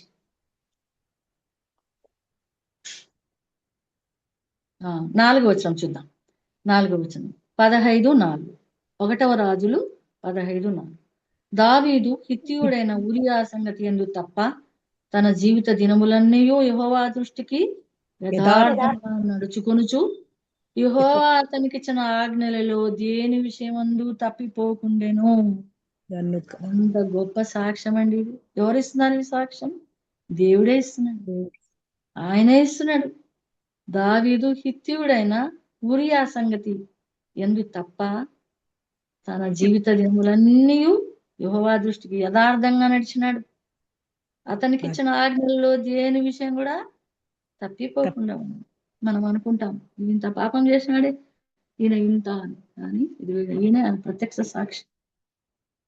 కాబట్టి ఇది గమనించినట్టయితే దావీదు ఎంత యథార్థ హృదయంతో ఉన్నాడు, ఆయన కట్టడలు ఏ విధంగా అనుసరించాడు అన్ని మనం కీర్తనలు చదివితే ఎన్నో చెప్పుకోవచ్చు. మరి ఇంకా కొంచెం ముందుకు వెళ్తే 2వ సమూయేలు గ్రంథం 23వ అధ్యాయం చూడండి దయచేసి. 2వ సమూయేలు గ్రంథం 23వ అధ్యాయము 2వ వచనం నుంచి 4వ వచనం వరకు చదువుకుందామమ్మా. నేనే చదవనా గబగబా? ఇది టైం అడ్జస్ట్ అవుతుంది అని భయం అవుతుంది నాకు. ఓకే, చదువుతానండి. 2వ సమూయేలు 23వ అధ్యాయం 2వ వచనం. యెహోవా ఆత్మ పైన చదువుతాను. ఇశ్రాయేలుల స్తోత్ర గీతములను మధురగానము చేసిన గాయకుడు దావీదు పలికిన దేవోక్తి ఇదే. యెహోవా ఆత్మ నా ద్వారా పలుకుచున్నాడు, ఆయన వాక్కు నా నోట ఉన్నది. ఇశ్రాయేలుల దేవుడు సెలవిచ్చుచున్నాడు, ఇశ్రాయేలులకు ఆశ్రయదుర్గమగువాడు నా ద్వారా మాట్లాడుచున్నాడు. చూడండి ఎంత ఇశ్రాయేలు దేవుడు ఆశ్రయదుర్గముల వాడు నా ద్వారా మాట్లాడుతున్నాడు అని ఆయన చెప్తున్నాడు. మనుషులను ఏలునొకడు పుట్టును, అతడు నీతిమంతుడై దేవుని యందు భయభక్తులు కలిగి ఏలును. ఎవరి గురించి చెప్తున్నాడు ఈ మాట? ప్రవక్త అయిన రాబోయే యేసయ్యని గురించే. యేసయ్య జన్మము రహస్యం దీనిలో ఉంది. మనుషులను ఏలునొకడు పుట్టును, అతడు నీతిమంతుడై దేవుని యందు భయభక్తులు కలిగి ఏలును. ఉదయకాలపు సూర్యోదయం కాంతి వలె, మబ్బు లేకుండా ఉదయించిన సూర్యుని వలె, వర్షము కురిసిన పిమ్మట నిర్మలమైన కాంతి చేత భూమిలో నుండి పుట్టిన లేత గడ్డి వలె అతడు ఉండును. చూడండి ఆయన ఏం చెప్తున్నాడు? యెహోవా ఆత్మ నా ద్వారా పలికిస్తున్నాడు. కాబట్టి ప్రవక్త దావీదు గొప్ప ప్రవక్త. మరి ఆయన హృదయానుసారైనందుకు ఏమేమి ఆయనకు జరిగినాయో ఒకసారి ఆయన బిరుదులు మనం గమనించినట్టు నేను చూపించాను, కానీ రెఫరెన్స్ ద్వారా తెలిసిన విషయాలు నేను మీతో పంచుకోవాలని అనుకుంటున్నాను. అదేంటంటే మొట్టమొదట మత్తయి సువార్త మీరు గమనించినట్టయితే ఒక్కసారి టర్న్ చేయండి. మత్తయి సువార్త 1వ అధ్యాయం.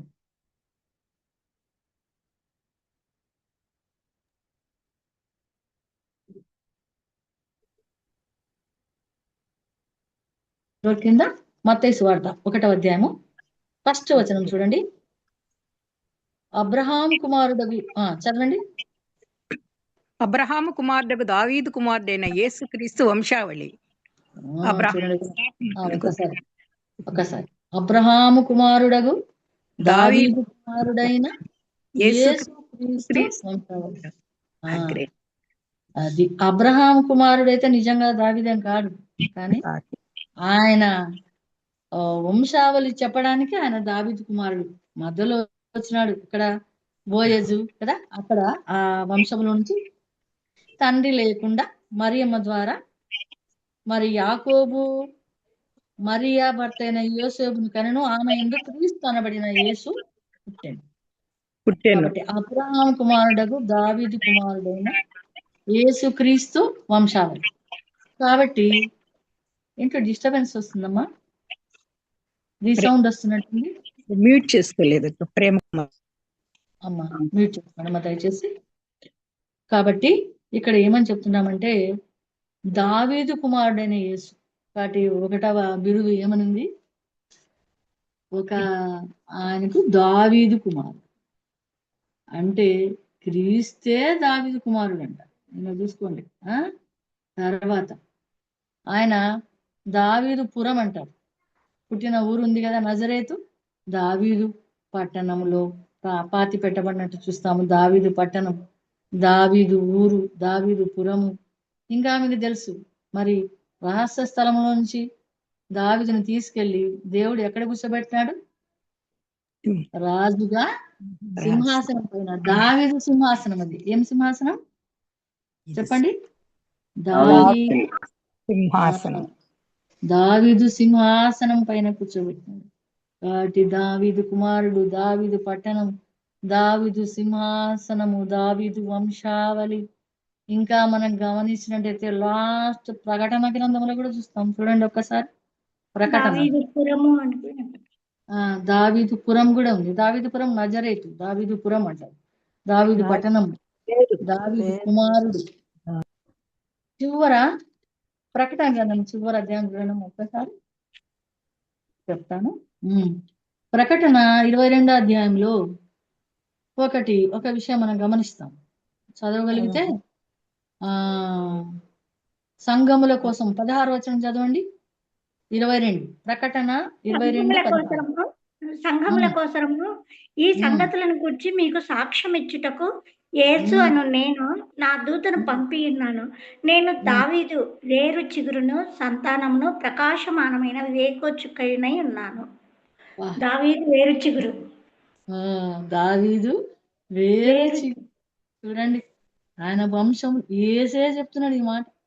యేసు అను నేను నా దూతను పంపిన్నాను. నేను దావీదు వేరు చిగురును సంతానము ప్రకాశమైన వేకువ చుక్కనై ఉన్నాను. కాబట్టి యేసయ్యనే దావీదు చిగురు అని చెప్పుకుంటున్నాను. కాబట్టి ఇన్ని బిరుదులు ఆయన కలిగినవంటే ఆయన జీవితం ఎంత దేవునికి అంగీకారమైన జీవితం, ఎంత యథార్థమైన జీవితం, ఎంత శ్రేష్టమైన జీవితము. మరి ఆ శ్రేష్టమైన జీవితంలోనే ఆయన ఇవన్నీ పొందుకున్నాడు. మరి నేను మోషేని గురించి చెప్పినప్పుడు కూడా ఒక 2 పాయింట్స్ చెప్పడం మర్చిపోయినా. అదేంటంటే మోషే కొన్ని 2 బిరుదులు ఉన్నాయి కదా అమ్మా, చెప్పండి. నా ఇల్లంతటిలో నా ఇల్లంతటిలో నమ్మకమైన సాత్వికుడు. సాత్వికుడు నా ఇల్లంతటిలో నమ్మకమైన. కాబట్టి ఈయన ఏమనుకున్నాడు? గొర్రెల దొడ్లో నా జీవితం అయిపోతుంది, మా నాన్న మరి ఒకవేళ నన్ను నిర్లక్ష్యం చేసినాడేమో అనుకున్నాడో మనకు తెలియదు. కానీ దేవుడు తిరిగి ఆయనను సింహాసనం పైన కూర్చోబెట్టి అక్కడి నుంచి దావీదు సింహాసనం వరకు, దావీదు చిగురు వరకు యేసయ్యను కానీ వంశావళిలో చేర్చినందుకు ఆయన అన్ని విషయాలలో ఆ ఒక్క విషయం తప్పనిచ్చి ఆయన ఏ తప్పు చేయనట్టుగా పరమ ప్రభు ఆయనకు సాక్ష్యం ఇచ్చినాడు. ఇద్దరు దీన్ని మనం గమనించినాము. మరి ఇంకొక 3వ విషయం చిన్నగా చెప్పేస్తాను, ఎందుకంటే టైం లేదు. దానియేలు గమనించినట్టే మనకు అందరికీ తెలుసు. ఆయన బబులోను దేశంలో చెరగా పట్టబడినటువంటి వ్యక్తి. మరి ఆయన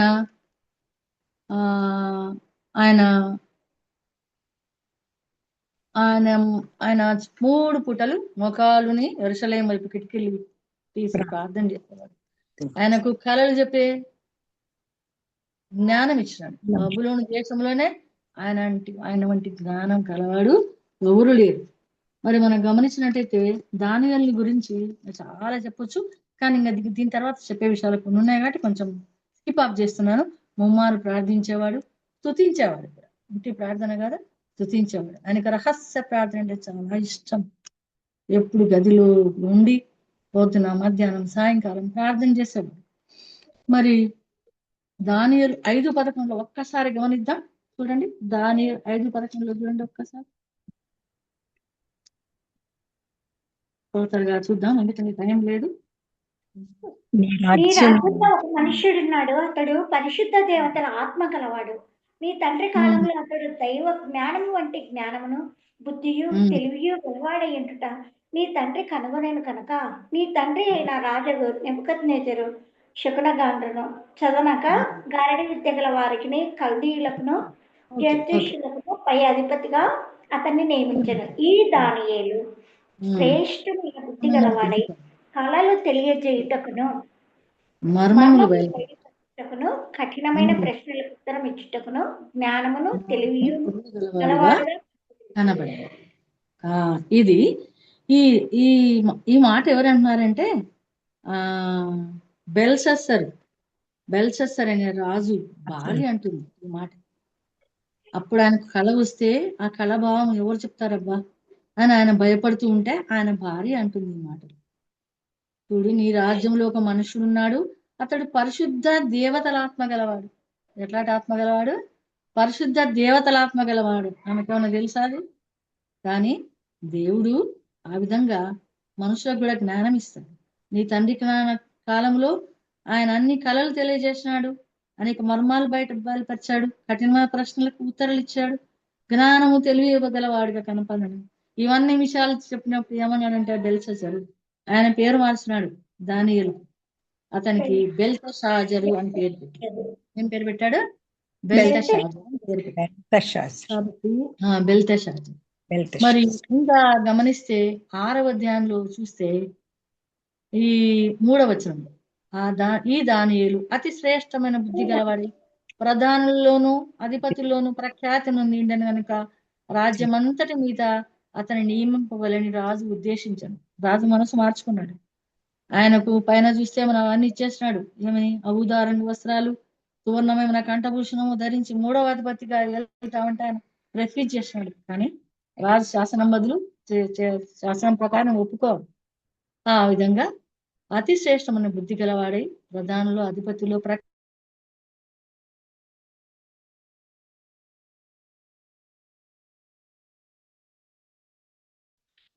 ఈ తలుపేసేసి బాబు శబ్దం వినపడుతుంది. తలుపు మూసేయండి. కాబట్టి దైవాత్మ గలవాడు, కలల భావాలు తెలుసుకునేవాడు. మరి ఆయన రహస్య ప్రార్థన అంటే ఆయనకి ఇష్టం, ఆయన ఇష్టంగా ప్రార్థిస్తాడు. మరి ఆయన ప్రేమను పొందుకునే స్థితి మనం కూడా పొందుకోవాలి. ఊరిక రహస్య ప్రార్థనలో నాయన అది ఇదని ప్రార్థన చేయటం కాదు, మనం ఇష్టంగా వెళ్ళాలి ఆయన సన్నిధిలో. ఆయన ఏమో చేస్తాడు, మనకేమో ఇస్తాడు, ఏమో బహుమతులు ఇస్తాడు, అది కాదు. కాబోయే ఫలితాలు పరలోక రాజ్యంలో నిత్యత్వంలో మనకి ఏమో సంపాదించుకుంటామో దాన్ని మనసులో ఉంచుకొని మనము రహస్య ప్రార్థనలో ఏకాంతంగా ఆయనతో మనము ప్రార్థించాలి. ఇక్కడ అందరూ ఆయన మీద ఒక పన్నాగం పండుతారు కదా, చంపాలా ఏ విధంగానని. అది నిందలు వేసేసి 6వ అధ్యాయము 10వ వచనం చూడండి. ఇట్టి శాసనము సంతకం చేయబడనే దాని అదే ఏమని చంపేశాల. ఎవరినైనా ప్రార్థన చేస్తే, నీకు కాకుండా ఏ దేవుడినైనా ప్రార్థన చేస్తే వాళ్ళని సింహాల బోన్లో పడేసేయాలి అన్నట్టు శాసనం రాస్తారు. అప్పుడు దానియేలు తెలుసుకొని ఆ దర్యావేశం చేస్తాడు. ప్రజల ప్రకారం ఆయన వెళ్ళాలి, సంతకం చేసేసినాడు. ఈ సంతకం చేయబడిన దానియేలు తెలుసుకొని ఇంటికి వెళ్ళి యథాప్రకారముగా అనుదినము 3 మోకాలు తన ఇంటి పైగది కిటికీలు యెరూషలేము తట్టుకు తెరవబడి ఉండగా తన దేవునికి ప్రార్థన చేయుచు స్తుతించుచు వచ్చాను. మనం ఇలాంటి స్థితి మనకు వచ్చింది అనుకోండి, మరుసటి రోజు మనం సింహ బోన్లు వేస్తారు, మనం చంపేస్తాను. మనం నిద్ర పడుతుంది, మనకు అసలు నిద్ర పట్టదు. కానీ నేనేం చేశాడు? 3 మోక యథాప్రకారంగా, ఏమి భయం పడాలి, యథాప్రకారంగా అనుదినం 3 మోకాలు తన ఇంటి పైగది కిటికీలు తెరిచి దేవునికి ప్రార్థన చేయొచ్చు, స్తుతించి. ఓకే, తర్వాత ఏం జరిగింది? తీసుకెళ్ళి చట్టం దాన్ని ఆయన తప్పకుండా భూమిలో వేయవలసి వచ్చింది. కానీ అప్పుడు ఆ రాజు ఆ మాట విని, నేను గబగబా చెప్పేస్తాను ఎందుకంటే టైం లేదు, ఆ మాట విని ఏమంటాడంటే 14వ వచనంలో, అదే అధ్యాయం 6వ అధ్యాయం 14వ వచనంలో, రాజు ఈ మాట విని బహుగా వ్యాకులపడి దానియేలును రక్షింపవాలని తన మనసును దృఢం చేసుకొని సూర్యుడు అస్తమించే వరకు అతను విడిపించడానికి ప్రయత్నం చేస్తున్నాడు. ఎంత ప్రేమ చూడండి దానియేలు మీద ఆయనకి. చంపాలని అనుకోవట్లే, రక్షించాలని అనుకుంటున్నాడు. అయితే వేసేశారు, సింహ బోన్లో వేసేశారు, పడద్రోసారు. ఆయన ఏమనుకోలేదు. ఆ బండ్ రోజులు దానిలో వేసేశారు, మూసేశారు, పెద్ద రాయి తెచ్చారు, దాన్ని మూసేశారు. అప్పుడైతే మహాలాంటి వాళ్ళు అయితే, నాలాంటి దాన్ని అయితే ఆ సింహం ఒకదాని సాన ప్రాణం వదిలేసేదాన్ని, తెలియదు. తర్వాత రాజు రియాక్షన్ ఎట్లుంది చూడండి. రాజు అంతా రాత్రి అంతా నిద్ర పట్టలేదు, నాట్య వాయిద్యాలు జరగనివ్వలేదు, నిద్ర పట్టలేదు. తెల్లవారుజామున రాజు వేగిరమే లేచి సింహపు గుహ దగ్గర త్వరగా త్వరపడిపోయింది. గుహ దగ్గర రాగానే దుఃఖ స్వరంతో దానియేలుని పిలిచి, జీవము గల దేవుని సేవకుడైన దానియేలు, నిత్యము నీవు సేవించుచున్న నీ దేవుడు నిన్ను రక్షింపగలిగిన. చూడండి, ఒక అన్యరాజు ఏం చెప్పాడు? దేవుని సేవకుడైన దానియేలు, నిత్యము నువ్వు సేవించున్న నీ దేవుడు నిన్ను రక్షించగలిగినాడా? అందుకని ఏం చెప్తాడు? రాజు చిరకాలం జీవించును గాక, నేను నా దేవుని దృష్టికి నిర్దోషిగా కనబడుతుంది గనుక ఆయన తన దూతను పంపించి సింహములు నాకు ఏ హాని చేయకుండా వాటి నోళ్లను మూయించాడు. ఈ సాక్ష్యం ఎవరు చెప్తారండి? ఆయనే చెప్పాడు. తన సొంతగా, తన స్వసాక్ష్యం ఇది. అక్కడ దేవుడిచ్చిన సాక్ష్యం ఉంది, ఇక్కడ ఆయన సొంతగా సాక్ష్యం చెప్తున్నాడు. కాబట్టి నా దేవుని దృష్టికి నేను నిర్దోషంగా కనబడ్డానేమయ్యా, అందుకే ఆయన దూతను పంపించి సింహాలు నాకు ఏ హాని చేయకుండా వాటి నోళ్ళని మూసేసినాడు. బహుశా ఈయన వెనకాల దేవుని చూసి ఉంటాడు. వాళ్ళు ఇవి సింహాలు అందుకే నోరు మూసుకున్నాయి. కాబట్టి అంత ఇప్పుడు ఆయన స్పందన ఎలా ఉంది? అదే అధ్యాయంలో చూస్తే, నేను ఈ పాయింట్ కోసమే చదువుతున్నాను, ఇది గబగబ చదివేస్తాను. 26వ వచనం, 26వ వచనం, నా రాజ్యంలోని సకల ప్రభుత్వములందు నివాసులు. తర్వాత ఇక్కడ ఏం తెలుసుకున్నారు? ఆయన చచ్చిపోలేదు, ఆయన్ను వేసిన వాళ్ళే చంపబడ్డారు అని తెలిసేసింది. అప్పుడు రాజుకు బలం వచ్చింది. ఏమని? నా రాజ్యంలోని సకల ప్రభుత్వముల యందు నివాసులు దానియేలు యొక్క దేవునికి భయపడుచు ఆయన సముఖమున వణుకుచుండ. ఆయనే జీవము గల దేవుడు, ఆయనే యుగ యుగములు ఉండువాడు. ఆయన రాజ్యము నాశనము కానేరదు, ఆయన ఆధిపత్యము తుదమట్టుకు ఉండును. ఆయన విడిపించువాడును రక్షించువాడునైండి, పరమందు భూమి మీదను సూచక్రియలను ఆశ్చర్యక్రియలను చేయవాడు. ఆయనే సింహముల నోట నుండి దానియేలు రక్షించను అని వ్రాయించను. ఎంత గొప్ప అనుభవం అండి! దానియేలు భక్తిపరుడై రహస్యంగా ప్రార్థించినందువలన అనే కాక, ఈ కార్యం ఎందుకు జరిగింది అంటే, సింహము బోన్లో ఎందుకు వేయబడ్డాడంటే లోకులందరూ తెలుసుకోవాలి. అక్కడ ఉండే రాజ్యంలో ఈ శాసనం రాయాలి. అది యెహోవా దేవుడు, ఆయన యొక్క చిత్తం, ఆయన యొక్క ప్లాన్. రహస్యంలో దానియేలును ఈ విధంగా ఆయన ఆశీర్వదించాడు. యుగ యుగములు ఆయన రాజ్యం ఉంటుంది, ఆయన ఆధిపత్యం ఉంటుంది. ఆయన విడిపించేవాడు, రక్షించేవాడునై ఉండి, పరమందు భూమి మీద సూచక్రియలు ఆశ్చర్యములు చేయవాడు. ఎవరు చెప్తున్నారు? ఏ రాజు? దర్యావేషు. అదంతా రాసిన దర్యావేషు ప్రభుత్వ కాలం ఈ విధంగా జరిగింది. కాబట్టి ఈ విషయాలన్నీ మనం గమనించినట్టయితే, ఆయన మనం ఒక్క రహస్య ప్రార్థనలు ఒకటే కాదు, దేశం కోసం మనల్ని చూసి, మనం ప్రార్థనలు చూసి, మన సాక్ష్యాలను బట్టి ఇతరులు మన గురించి తెలుసుకోవాలి. నిజ దేవుడా, నిజమైన దేవుడా అని. ఈరోజు ఒక ఎగ్జాంపుల్ చెప్తున్నాను. ఈ ప్రక్కనే నా బిడ్డ ప్రక్కనే అపార్ట్మెంట్, చిన్నది పెద్ద అపార్ట్మెంట్, సందులు ఉంటుంది. ఆమె వచ్చింది, వాళ్ళ అనిలు వాళ్ళకు చిన్న డాగి ఉంది, చిన్న కుక్క, దాని పేరు బ్రూని. అది ఎందుకో నేనంటే వాళ్ళు అట్రాక్ట్ అవుతుంది. బ్రూని అనగానే నేను బైబిల్ చదువుకున్నాను, వచ్చింది తోక ఆడించుకుంటూ నా దగ్గరికి వచ్చింది. వస్తే బ్రూని మరియు వెరిజో మమ్మీ అని చెప్తే మంచిగా మాట్లాడుతుంది. బయటికి వెళ్ళా అట్లా. నేను వెళ్ళిన తర్వాత వెరిజో మమ్మీ అంటే నాతో పరిగెత్తి వాళ్ళ అమ్మని చూపించింది. వాళ్ళ అమ్మ అక్కడే ఉన్నారు. ఏంటంటే ఏం చేస్తున్నట్టే, నేను బైబిల్ పరిశుద్ధ గ్రంథం చదువుకుంటున్నానమ్మా. అవునా అండి? అవును, మా అత్తమ్మ కూడా ఇలాగే చదువుతూ ఉంటారు, అదే దైవిక సంబంధమైన విషయాలు చదువుతూ ఉంటారు. మరి ఇది దానికి ఇష్టము డాగికి అని. కాబట్టి ఏదో చిన్న సాక్ష్యాన్ని మనం పంచుకోవాలి. ఒక రకంగా మేమిద్దరం కలిసి గట్టిగా పొద్దున ఒకసారి ప్రాక్టీస్ చేశాను పాట. అది నాకు సంతోషం అనిపించింది ఆ మాట వినడం. కాబట్టి మనం చూసి, మన సాక్ష్యాలను చూసి, మరి మన పరిశుద్ధ గ్రంథంలో కూడా, నూతన నిబంధన గ్రంథంలో మన ప్రవర్తన ఎలా ఉండాలి? ఉప్పు వేసినట్టు రుచిగా ఉండాలి, ఇంపైన సువాసన కలిగిన ప్రవర్తన కలిగిన జీవిస్తే ఇతరులు కూడా మనం చూసి ఒప్పుకుంటారు. అంతే. రహస్య ప్రార్థనలు ఇంకేం ప్రార్థన చేయాలి? మన అవసరాలు ఇవే కాదు, సమస్త దేశం రక్షించబడాలి కదా. ఒక్క ఆత్మ రక్షించుకోవటం మనకి ఇష్టం. మరి ఒక్క ప్రార్థన ఎంతో మందిని ఆయన సన్నిధికి తేగలదు. ఆ విధంగా అందరం అనుకొని ప్రార్థించామనుకోండి, ఇట్లాంటి జూమ్ మీటింగ్స్ ఎంతో మంది మరి సేవకులు వాళ్ళ సమస్తం మరి ఇదిగా చేసుకొని ఏంది అన్ని వదిలేసుకొని దేవుని సేవ చేస్తున్న భక్తురాలు ఉన్నారు. మరి వాళ్ళతో మనం కూడా కలిసి ప్రార్థిస్తే ఈ దేశాన్ని తలకిందులుగా చేసేవారు అవుతాం. మరి మనకు తెలుసు పేతురు పౌలు అపొస్తలుడైన పౌలు చెప్పినట్టుగా అక్కడ వారి శిష్యులు చదువు రాని వాళ్ళైనా కూడా అందరినీ వణికించారు కదా, వణికించే వాళ్ళు దద్దరిల్లేటట్లుగా చేశారు. కాబట్టి ఆ విధంగా మనం కూడా రహస్య ప్రార్థనలు, రహస్య స్థలంలో ఆయన సన్నిధిని కోరుకుంటూ ప్రతి ఒక్కరి కోసం విజ్ఞాపన చేసేవారు ఉండాలి. ఇంకొక విషయం చెప్పడం మర్చిపోయినాను. దేవుడు 17వ అధ్యాయంలోన బహుప్రియుడు అని చెప్తాడమ్మా.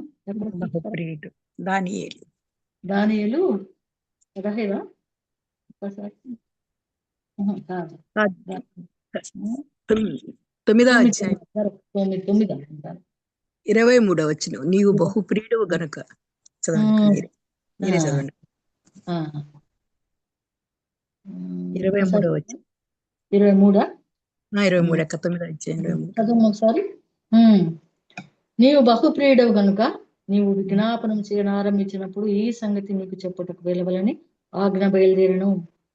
ఆ కళల భావన తెలియడానికి ఆయన ప్రారంభం కాకముందే గబ్రియల్ దూతను పంపించేశాడు కదా, ఆ కళ భావన చెప్పడానికి. అది ఇంకా తిరుగు తర్వాత లాస్ట్ ఏం యుగాంతం వరకు ఉండినట్టు 24 యుగాంతం వరకుండు నీతిని బయలుపరచుటకు, దర్శనమును ప్రవచనమును ముద్రించుటకు, అతి పరిశుద్ధ స్థలమును అభిషేకించుటకు, నీ జనమునకు పరిశుద్ధ పట్టణమునకు 70 వారాలు విధింపబడను. యుగాంతంలోని రహస్యాలు కూడా దానియేలుకు దేవుడు ఇచ్చాడు. మరి ఆయన బహుప్రియుడు అనిపించుకున్నాడు. మనం ముగ్గురం గమనించినట్టయితే, ఒకటి మోషే నమ్మకమైన వాడు, సాత్వికుడు. దావీదు హృదయానుసారి. ఈయన బహుప్రియుడు. వాళ్ళు ఎంత కష్టపడితే బిరుదులు వచ్చినాయి వాళ్ళకు మనం అర్థం చేసుకోవాలి కదా. మనం ఏం బిరుదులు అని నాకైతే ఏం బిరుదులు లేవు, సంపాదించుకోవాలి. ఇప్పటి నుంచి కష్టపడాలి, ఆయన రాకడ వరకు మనము సిద్ధపడాలి. సరే, ఇంతటితో అయిపోలేదు, ఇంకా కొంచెం ఎంత ఉందమ్మా టైం? నాకు దగ్గరికి వచ్చేసిందా? 5:19.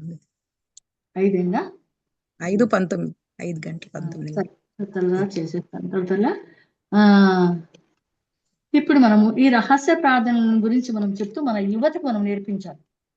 మరి దానియేలు ఎంత ప్రార్థించే రహస్యాలను, మర్మాలను బయట పెట్టాడు. మనం అందరం పిల్లలు ఎగ్జామ్స్ రాస్తున్నారు ఇప్పుడు, అరే నీ కోసం పలాని భక్తులు ప్రార్థిస్తున్నాడు, పలాని వాళ్ళతో ప్రార్థన చేసుకున్నాము, ఎక్కువ చెప్తూ ఉంటాం విషయం. అది కాదు, నువ్వు సొంతగా ప్రార్థన చేసుకున్నానా, మన ప్రార్థన దేవుడు మనకు వింటాడని మన సండే స్కూల్లో మనం నేర్పించాలా, మన కుటుంబాల్లో నేర్పించాలా, మన సమాజంలో, మన మీటింగ్స్ లో కూడా మన పిల్లలకు ఆ విధంగా శిక్షణ ఇవ్వాలి. ఇంకొక విషయం, తర్వాత మనము ఆయన దగ్గర వెళ్ళాలంటే కొన్ని మనం పాటించాలి, కొంత డిసిప్లైన్ ఉండాలి. అదేంటంటే ఫస్ట్ డిసిప్లైన్. ఆయన దగ్గర మనం ఉండాలి అంటే మనము రియలైజేషన్, ఆయన దగ్గర ఉండటానికి ఒక రియలైజేషన్ కావాలి. అది ఏంటంటే, ఇప్పుడు మనం ఆకలి ఉంటాం, ఆకలి కొంటే ఆహారం పెట్టే వాళ్ళు ఉండాలి కదా, వాళ్ళ దగ్గరికి వెళ్ళాలి. మనం ఆత్మీయంగా ఆకలి కొంటే ఎవరి దగ్గరికి వెళ్ళాలి? ఆ రహస్య స్థలంలో దేవుని సన్నిధికి వెళ్ళాలి. ఆ ఆకలిని తీర్చుకోవడానికి, ఆ దప్పికను, జీవజలం నదిలో నీరు తాగటానికి మనం అక్కడికి వెళ్ళాలి. సమరయ స్త్రీతో చెప్తాడు కదా, ఈ నీళ్లు త్రాగేవారు ఎప్పుడు దప్పికొనరు. కాబట్టి మనం ఏంటంటే, మనం ఏమని నేర్చుకోవాలంటే, ఆయన దగ్గరికి వెళ్ళేటప్పుడు మనము మన దగ్గర ఉన్న ముసుగును తీసేసేయాలి. ఆ ముసుగు ఏంటంటే, అనేక రహస్యాలు మన హృదయంలో ఉంటాయి. ఉండవని నేను చెప్పను, ప్రతి ఒక్కరికి ఒక రహస్యం. అది పెద్ద పాపము కావచ్చు, చిన్న పాపం కాదు నేను చెప్పేది. ప్రతి ఒక్కటి మనము had to open our minds before God's presence. దేవుని సన్నిధిలో మన హృదయం అంతా విప్పి ఆయన ముందు పెట్టాలి. దేవా, ఇదిగో నాయన, నీ ముసుగులో ఉన్నాను. బయట చూసే వాళ్ళ భయం ఎంత భక్తి పరగాలి, ఎంత బాగా పాట పడుతుంది, ఎంత బాగా వాక్యం చెప్తుంది, ఎంత బాగా, ఇవి కాదు. మన హృదయం ఆయనకి తెలుసు. హృదయాలను పరిశోధించేవాడు ఆయన ఉన్నాడు. ఆయన మన అవతారం చూసి కాదు, మన వే ఆఫ్ డ్రెస్సింగ్ని బట్టి కాదు. కాబట్టి మనం ఆయన దగ్గర మనం మనసాక్షిని బద్దలు కొట్టుకోవాలి. దేవా, నేను తప్పు చేశాను తండ్రి, ఇంకా నేను నీ సన్నిధిలో గోచారాలేమో, ఫలాని తప్పు ఉందేమో, ఫలానా ఆమెను చూసి నేను మరి మచ్చర పడుతున్నానేమో, ఫలాన్ని చూసి వాళ్ళని నేను క్షమించలేకపోతున్నానేమో యేసయ్య, ఇవన్నీ నాలోంచి తీసేనాను. నేను చెప్పలేనివి కొంతమంది, కొన్నిసార్లు భర్తకు చెప్పుకోలేని కొన్ని విషయాలు ఉంటాయి. అది అది అంటే చెప్పుకోలేని అంటే మనం డోంట్ గో టు అడల్టరీనెస్, వ్యభిచారం వాటిని గురించి కానీ చెప్పేది. మామూలు చిన్న చిన్న విషయాలు కూడా కొన్ని దాచి పెడతాము కదా. కానీ అవి మనం బట్టబయలుగా ప్రభు సన్నిధిలో ఒప్పుకునేటట్టుగా ఉండాలి. కాబట్టి మనం రియలైజ్ అవ్వాలి. మనం అప్పుడే మనము ఆయన చెంతలు ఆయన మనం ఒప్పించలేము, నటన చేయలేము. దేవా, నీకు బాగా తెలుసు కదా, నేను అది చేస్తా ఇది చేస్తా అని చెప్పలేము. ఆయనకు తెలుసు. శిష్యులందరూ, అయ్యా నీ పేరట మేము దయాలు వెళ్ళగొట్టలేదా, అది చేసాం ఇది చేసాం కదా, ఎందుకు నాయన అంటే ఏమన్నాడు ఆయన? యేసు ప్రభు ఏమన్నాడు? చెప్పించబడిన వేషధారులారా మా పక్క నుంచి తొలగిపోమన్నాడు. కాబట్టి మనము ఆయన ఒప్పించలేము, ఆయనకు అబద్ధాలు చెప్పలేము, ఆయన నటన చేయలేము. కాబట్టి నిజాయితీగా ఉండటానికి, మనము యథార్థంగా ఒప్పుకోవటానికి మనం ఓపెన్ అప్ కావాలి. మన హృదయాన్ని ఆయన ముందు ఓపెన్ అప్ చేసుకోవాలి. కాబట్టి మనం ఎప్పుడైతే మనలో ముసుగును తీసేస్తామో అప్పుడే మనకు ఆ ధైర్యాన్ని దేవుడు ఇస్తాడు. తర్వాత రెండవది రిఫర్మేషన్, సంస్కరణ. అంటే ఏంటి సంస్కరణ అంటే, ఆయన సన్నిధిలో ఎప్పుడైతే మనం నిజాయితీగా ఉండి ఆయన సన్నిధిలో ప్రార్థిస్తాము, ఆయన సన్నిధిలో రహస్య స్థలంలో గోజారుతాము, అప్పుడు మనకు అప్పుడే ఒక మార్పు వస్తుంది. అదేంటంటే, మనకి ఏదైతే ఉన్నతంగా భావిస్తామో అవన్నీ వ్యర్థంగా ఎంచుకుంటాం. వద్దు, ఆ ప్రాధాన్యతలన్నీ వేస్ట్ అనేది మనకు తెలుస్తుంది. అది మనకు తెలుసు. ఫిలిప్ 3:11 ఒకసారి చూడండి అమ్మా. ఫిలిప్ 3:11.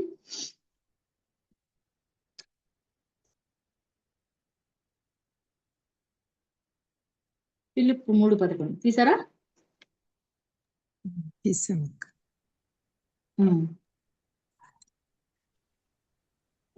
ఏ విధము చేత నేను మృతుల్లో ఉండి నాకు పునరుద్ధానం కనగవాలి, అదేనక్క? అదేమ్మా. నాకు పునరుద్ధానం కలగవాలని ఆయన మరణ విషయంలో సమాన అనుభవం గలవాడనై ఆయనను, ఆయన పునరుత్థాన బలమును ఎరువు నిమిత్తమును, ఆయన శ్రమలలో పాలివాడనవుట ఎట్టిదో ఎరువు నిమిత్తమును సమస్తమును నష్టపరుచుకొని వాటిని పెంటతో సమానంగా ఎంచుకొనుచున్నాను. ఎవరు చెప్తానిది? అపొస్తలుడైన పౌలు. ఫిలిప్పీ పత్రికలో నిన్న అమ్మగారు, పెద్దమ్మ గారు కూడా నేను చెప్పారు ఈ వాక్యాన్ని. నేను విన్నాను. ఏమంటే, నాకు ఈ డిజిటలైజేషన్ లో కొంచెం అనుభవం తక్కువ అని మీ అందరికి వందనాలు చెప్పలేకపోయాను నిన్న. ఈ ఈ ఈ వచనం అక్క చెప్పారు, అమ్మ చెప్పారు. కాబట్టి ఆయన ఇన్ని గ్రంథాలు 14 గ్రంథాలు రాసినా కూడా, 14 బుక్స్ రాసినా కూడా ఆయన ఒక ధైర్యమైన మాట చెప్తాడు. 12 మంది శిష్యుల్లో నేనేం అల్పమైన వాడను కాదు అంటాడు. అయినా కూడా ఆయన ఏం చెప్తున్నాడు? ఏ విధం చేత మృతుల్లో నుండి నాకు పునరుద్ధానం కలగవలని, ఆయన మరణ విషయంలో సమానుభవం గలవాడని, ఆయన పునరుద్ధాన బలము ఎరుగు నిమిత్తము, ఆయన శ్రమలన్నిటిలో పాలువాడకటి గట్టిదో ఎరుగు నిమిత్తము సమస్తము నష్టపరుచుకున్నాం. కాబట్టి ఎప్పుడైతే మనం గ్రహింపుగలిగి రియలైజ్ అయ్యి ఆయన సన్నిధిలోకి వస్తామో, మనకి ఏదైతే ఒకవేళ ఏదైనా ఆస్తో లేకపోతే బంగారు లేకపోతే ఇంకా ఏదో ఉందనుకోండి, అవన్నీ మనము పక్కకు పడేసి ఏం చేస్తామో తప్పకుండా పెంటతో సమానంగా ఎంచుకుంటాం. కాబట్టి మనము ఆ పెంట అంటే మనకు తెలుసు, అనుభవం ఎట్టదు కదా, దాని దగ్గరికి పోలేము, దాని వాసన కూడా చూడలేము. కాబట్టి ఆ విధంగా మనకు ఒక అసహ్యాన్ని దేవుడు మనకు పుట్టిస్తాడు ఎప్పుడు మనము ఆయన సన్నిధిలో రియలైజ్ అయ్యి మరి ఈ పౌలు లాంటి అనుభవం కలిగింది. మూడవది పునరుద్ధీకరణ. మరి ఆయన సన్నిధిలో ఏం జరుగుతుంది అంటే, పునరుద్ధరిస్తాడు ఆయన తప్పకుండా. ఆ పునరుద్ధరించడానికి మనం ఒక క్రమశిక్షణ పాటించాలి. అదేంటంటే, కొన్ని త్యాగం చేసుకోవాలి, కొన్ని క్రమశిక్షణ నేర్చుకోవాలి మనం. అదేంటంటే, ముందు మనం చదివినాం 5వ అధ్యాయంలో, మత్తయి సువార్త అధ్యాయంలో ఏమనుంది? నీ గది తలుపులు మూసుకొని రహస్యంగా ప్రార్థన చేయాలి. ప్రార్థన చేయాలి. ఏమి మరి మనకేమున్నాయి ఇప్పుడు ఈ కాలంలో? మన ప్రక్కన ఎదుగు నేను వాక్యం చెప్తున్నా, నా మనోడు ఒకటే అల్లరి చేస్తున్నాడు. అట్లా కొన్ని ఉంటాయి. ఆ శబ్దాలు రాకుండా మనం చాలా జాగ్రత్త పడాలి. ఇంకో కొంతమంది సెల్లులు, మనమంటే చేయలేము అనుకోండి, కొంతమంది సెల్లులు అనుభవాలు ఉంటాయి. సెల్లు మోగుతా ఉంటది, అవన్నీ బంద్ చేసేయాలి, పక్కన పడేయాలి. ఏ శబ్దం రాకూడదు. నిశ్శబ్దంగా మౌనంగా ఏకాంతంగా ఆయన స్వరం వినడానికి మనము ఉండాలి. ఆ విధంగా మనం క్రమశిక్షణ కలిగి బ్రతకాలి. కాబట్టి మనం కొన్ని క్రమ త్యాగం చేయాలి కదా. కాబట్టి మనం ఈ విధంగా రహస్య స్థలంలోనికి వెళ్తే మనం ఇవన్నీ నేర్చుకోవాలి. మరి అప్పుడు మనకేం జరుగుతుంది అంటే, ఒకటి యెషయా 45:3 చూడండి ఒక్కసారి. యెషయా 45:3. 45:3 45:3లో సెకండ్ పేరు పెట్టి నిన్ను పిలిచిన ఇశ్రాయేలు దేవుడనైన యెహోవాను నేనే అని నీవు తెలుసుకున్నట్లు అంధకార స్థలములలో ఉంచబడిన నిధులను, రహస్య స్థలములలోని మరుగైన ధనమును నీకిచ్చేదను. వందనాలమ్మా. అంధకార స్థలములో ఉంచబడిన నిధులను, రహస్య స్థలములోని మరుగైన ధనాన్ని నీకిచ్చేదను. వేరే వాళ్ళు తెలియని వాళ్ళు ఏమనుకుంటారంటే, ఓహో రహస్య ప్రార్థనలు చేస్తే బంగారు గని ఇస్తాడేమో అనుకుంటారు. అది కాదు. మన బంగారు గని ఎక్కడుంది? పరలోక రాజ్యంలో, నిత్యత్వంలో కదా. అది వాడబారదు, ఎవరు దొంగలించరు, ఎవరు ఎలుకలు కొట్టలేవు, ఏ పురుగులు పట్టవు కదా. ఆ ధనాన్ని మనము సంపాదించుకోవాలంటే ఆయన ఏం చెప్తున్నాడు? అంధకార స్థలంలో ఉంచబడిన నిధులను, రహస్య స్థలంలోని మరుగైన ధనాన్ని నీకు ఇస్తాను. కాబట్టి మోషే, మరి దావీదు గాని, ఆయన కానీ, ఇంకా ఎవరైనా కానీ, దానియేలు కానీ, ప్రభువుని నమ్ముకున్న అనేక మంది వ్యక్తులు సమస్తము పెంటగా ఎంచుకున్నారు. మరి నేను ఎప్పుడు కన్నీళ్లతో, నేను ఇది ఎగ్జాగరేషన్ కాదు కానీ, నేను అన్నగారిని, గారిని, తర్వాత అన్నగారిని, వాళ్ళ కుటుంబాన్ని గురించి ఎప్పుడు నేను మనసులో చాలా అనుకుంటాను. ప్రతిరోజు నా ప్రార్థనలో జ్ఞాపకం చేసుకుంటాను. ఎందుకంటే అన్నగారు ఉన్నతమైన ఉద్యోగాన్ని వదిలేసి దేవుని సేవకు సమర్పించుకున్నారు.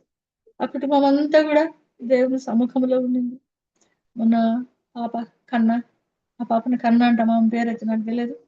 కన్నా హస్బెండ్ గారు ప్రభు దగ్గర పిలువబడిన విషయంలో నేను దుఃఖపడ్డాను. కాబట్టి రాబోయే నిధులు, అంధకారంలో ఉంచబడిన నిధులు, రహస్య స్థలంలో అట్లాంటి దేవుడి బిడ్డలకు మనకు ఇస్తాడు. మరి అక్కడ ఆ రహస్య స్థలంలో ఏం జరుగుతుందంటే మనకు నమ్మకం ఏర్పడుతుంది. ఇవన్నీ చూసినప్పుడు ఏమవుతుంది?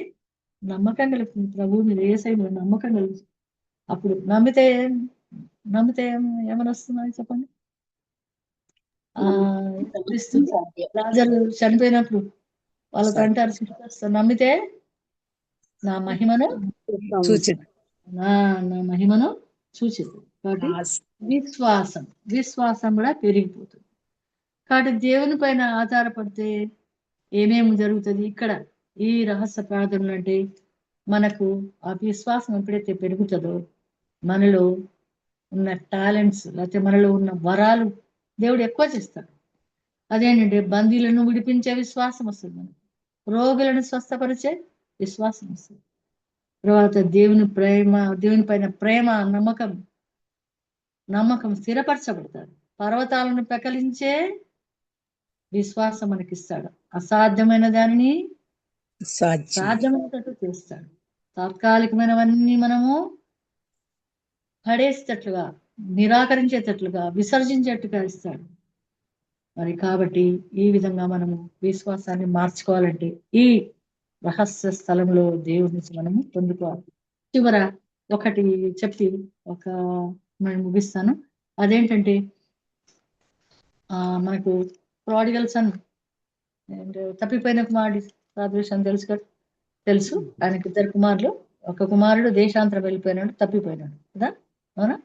తప్పిపోయినాడు. ఎందుకు? ఆయన ఆస్తి భాగం తీసుకొని వెళ్ళిపోయినాడు. 2వ కుమారుడు ఇంట్లోనే ఉన్నాడు. మరి ఆయన తప్పిపోలేదా?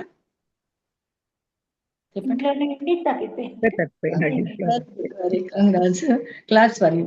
ఇంట్లో నుండే తప్పిపోయినాడు. ఆయన జలసి వచ్చింది కదా. కాబట్టి మనం తప్పిపోయిన వారుగా మానవులంగా మనకు ఎన్నో బలహీనతలు ఉంటాయి. కానీ యేసయ్య అనుదినం మన కోసం ఆయన చేతులు చాపి మన కోసం ఎదురు చూస్తున్నాడు.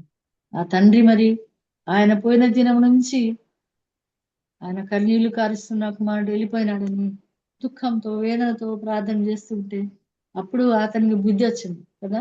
పందుల పొట్టును తినేటప్పుడు నా తండ్రి దగ్గర ఇలాంటిది కాదు కదా, నాకు ఎన్నో ఉన్నాయని బుద్ధి తెచ్చుకొని తండ్రి దగ్గరికి వస్తాడు. దూరం నుంచి వచ్చి చూసి తండ్రి ఏం చేశాడు, తండ్రి కుమారుని దగ్గర తీసుకొని మెడ పైన పడి ముద్దు ముద్దు పెట్టుకొని పెట్టుకున్నాడు. ఆయనకు వస్త్రాలు ధరించి చేసి బంగారు ఉంగరాన్ని ధరింపజేసి ఎంతో విందు చేశాడు. అదే విధంగా మన దేవుడు కూడా మన కోసం మరి ఎదురు చూస్తూ ఉంటాడు. ఒకవేళ మనం అనేక సందర్భాల్లో తప్పిపోతామేమో, తిరిగి మనము పునరుద్ధరించబడాలి ఆయన సన్నిధిలో. కన్నీళ్లతో ఆయన సన్నిధిలో ఎల్లప్పుడూ ప్రార్థించే వారంగా మనకి ఎన్ని కష్టాలు, ఎన్ని దుఃఖాలు, ఎన్ని వేదనలు, ఎన్ని బాధలున్నా వాటన్నిటిని మర్చిపోయి మరి ఆయన రాకడ సమయంలో మనం అందరం ఎత్తబడే గుంపులో ఉండాలని నేను కోరుకుంటున్నాను. ఈరోజు ముఖ్యంగా ఒక శ్రేష్టమైనది ఏంటంటే, ఈరోజు మా భర్త గారు రాల్ఫ్రెడ్ గారు పుట్టినరోజు అండి, మార్చ్ 11. నిన్న నా పెద్ద పాప అక్సానుహియ పుట్టినరోజు 10th of March. ఈరోజు మా భర్త గారు పుట్టినరోజు. అయితే నేను భార్యగా దిగులు ఉంటుంది, వేదన ఉంటుంది, తప్పక గుర్తొస్తాడు. కానీ ఆయన సన్నిధిలో ఏకాంత ప్రార్థనలో నేను ఆయనతో గడుపుకుంటూ 13 సంవత్సరాలు అయింది ఇప్పటికి. నేను ఆయన సన్నిధిలో ఉంటూ ప్రార్థిస్తున్నాను. నా కోసం, మా కుటుంబం కోసం ప్రార్థించండి. కాబట్టి ఎప్పుడు మనము ఆయన సన్నిధిలో నుంచి విడిపోకుండా ఆయన అంటుకొని జీవించే అనుభవం, ఆయన ఆనుకొని జీవించే అనుభవం మనం కలిగి ఉండాలని యేసుక్రీస్తు పేరిట మిమ్మల్ని అందరినీ హెచ్చరిస్తున్నాను. నాకు ఇచ్చిన ఈ మంచి అవకాశాన్ని బట్టి అమ్మగారికి వందనాలు చెప్తూ మీ అందరికీ సహనంతో కూర్చున్నందుకు మీ అందరికి వందనాలు చెప్తున్నాను. ఇంకొక ముఖ్య విషయము, నా సాక్ష్యము. లాస్ట్ టైం నేను సాక్ష్యం చెప్పినాను ఏమని, నా రెండో బిడ్డకు పిల్లలు కాలేదమ్మా ప్రార్థన చేయండి అని. అది చెప్పాను, అలా పడుకున్నాను. ఆ రోజు ఈవినింగ్ జస్ట్ ఒక హాఫ్ అన్ అవర్ తర్వాత పాజిటివ్ రిపోర్ట్స్ వచ్చాయమ్మా, నేను ప్రెగ్నెంట్ అని నా బిడ్డ ఫోన్ చేసి స్తోత్రం కలిగినాక నా ఫ్రెండ్కి చెప్పాను, యజమ్మ గారికి ఆ రోజు చెప్పాను. ఏమంటే ఇంకా మంచి వచ్చిన తర్వాత మీతో కూడా పంచుకుందామని నేను అప్పుడే చెప్పనేలేదు. ఇప్పుడు ప్రార్థన చేయండి. అమ్మాయికి 5 months అయిపోయింది, 6th month రన్నింగ్ అండి, మొన్ననే పడింది. మీరందరూ ప్రత్యేక ప్రార్థనలో ఆ కుటుంబం కోసం, నా బిడ్డ మంచి డెలివరీ కోసం ప్రార్థన చేయాలని కోరుకుంటూ మీ అందరికీ యేసయ్య పేరిట వందనాలు చెల్లిస్తూ, నా కుటుంబం అంతటి రక్షణ అందరూ రక్షించబడ్డారు, ఇంకా ఆయన సన్నిధిలో ఉండాలని నా కోరిక. మా బంధువులలో 2 నా కో బ్రదర్స్ అంటే మా అల్లుళ్ళు, మా నాన్నకు 4 బిడ్డలు, 2 అల్లుళ్ళు దేవుళ్ళు లేరు, వాళ్ళ కోసం ఎక్కువ ప్రార్థిస్తున్నాము. బ్రతికే ఉన్నారు వాళ్ళిద్దరు కూడాను. నేను ఎప్పుడు చెప్తుంటాను సువార్తకైనా, వాళ్ళు ఇంకా దేవుని సన్నిధికి రాలేదు. ఒక అతని పేరు హేమంత్, ఒక అతని పేరు రవి. వాళ్ళని కూడా మీ ప్రార్థనకు జ్ఞాపకం చేసుకోండి. నాకు ఇచ్చిన ఈ అవకాశాన్ని బట్టి దేవునికి వందనాలు, నిజమ్మ గారికి వందనాలు చెప్తూ మీ అందరికీ శ్రేష్టమైన వందనాలు చెప్పుకుంటూ ఉంటున్నాను. Thank you sir.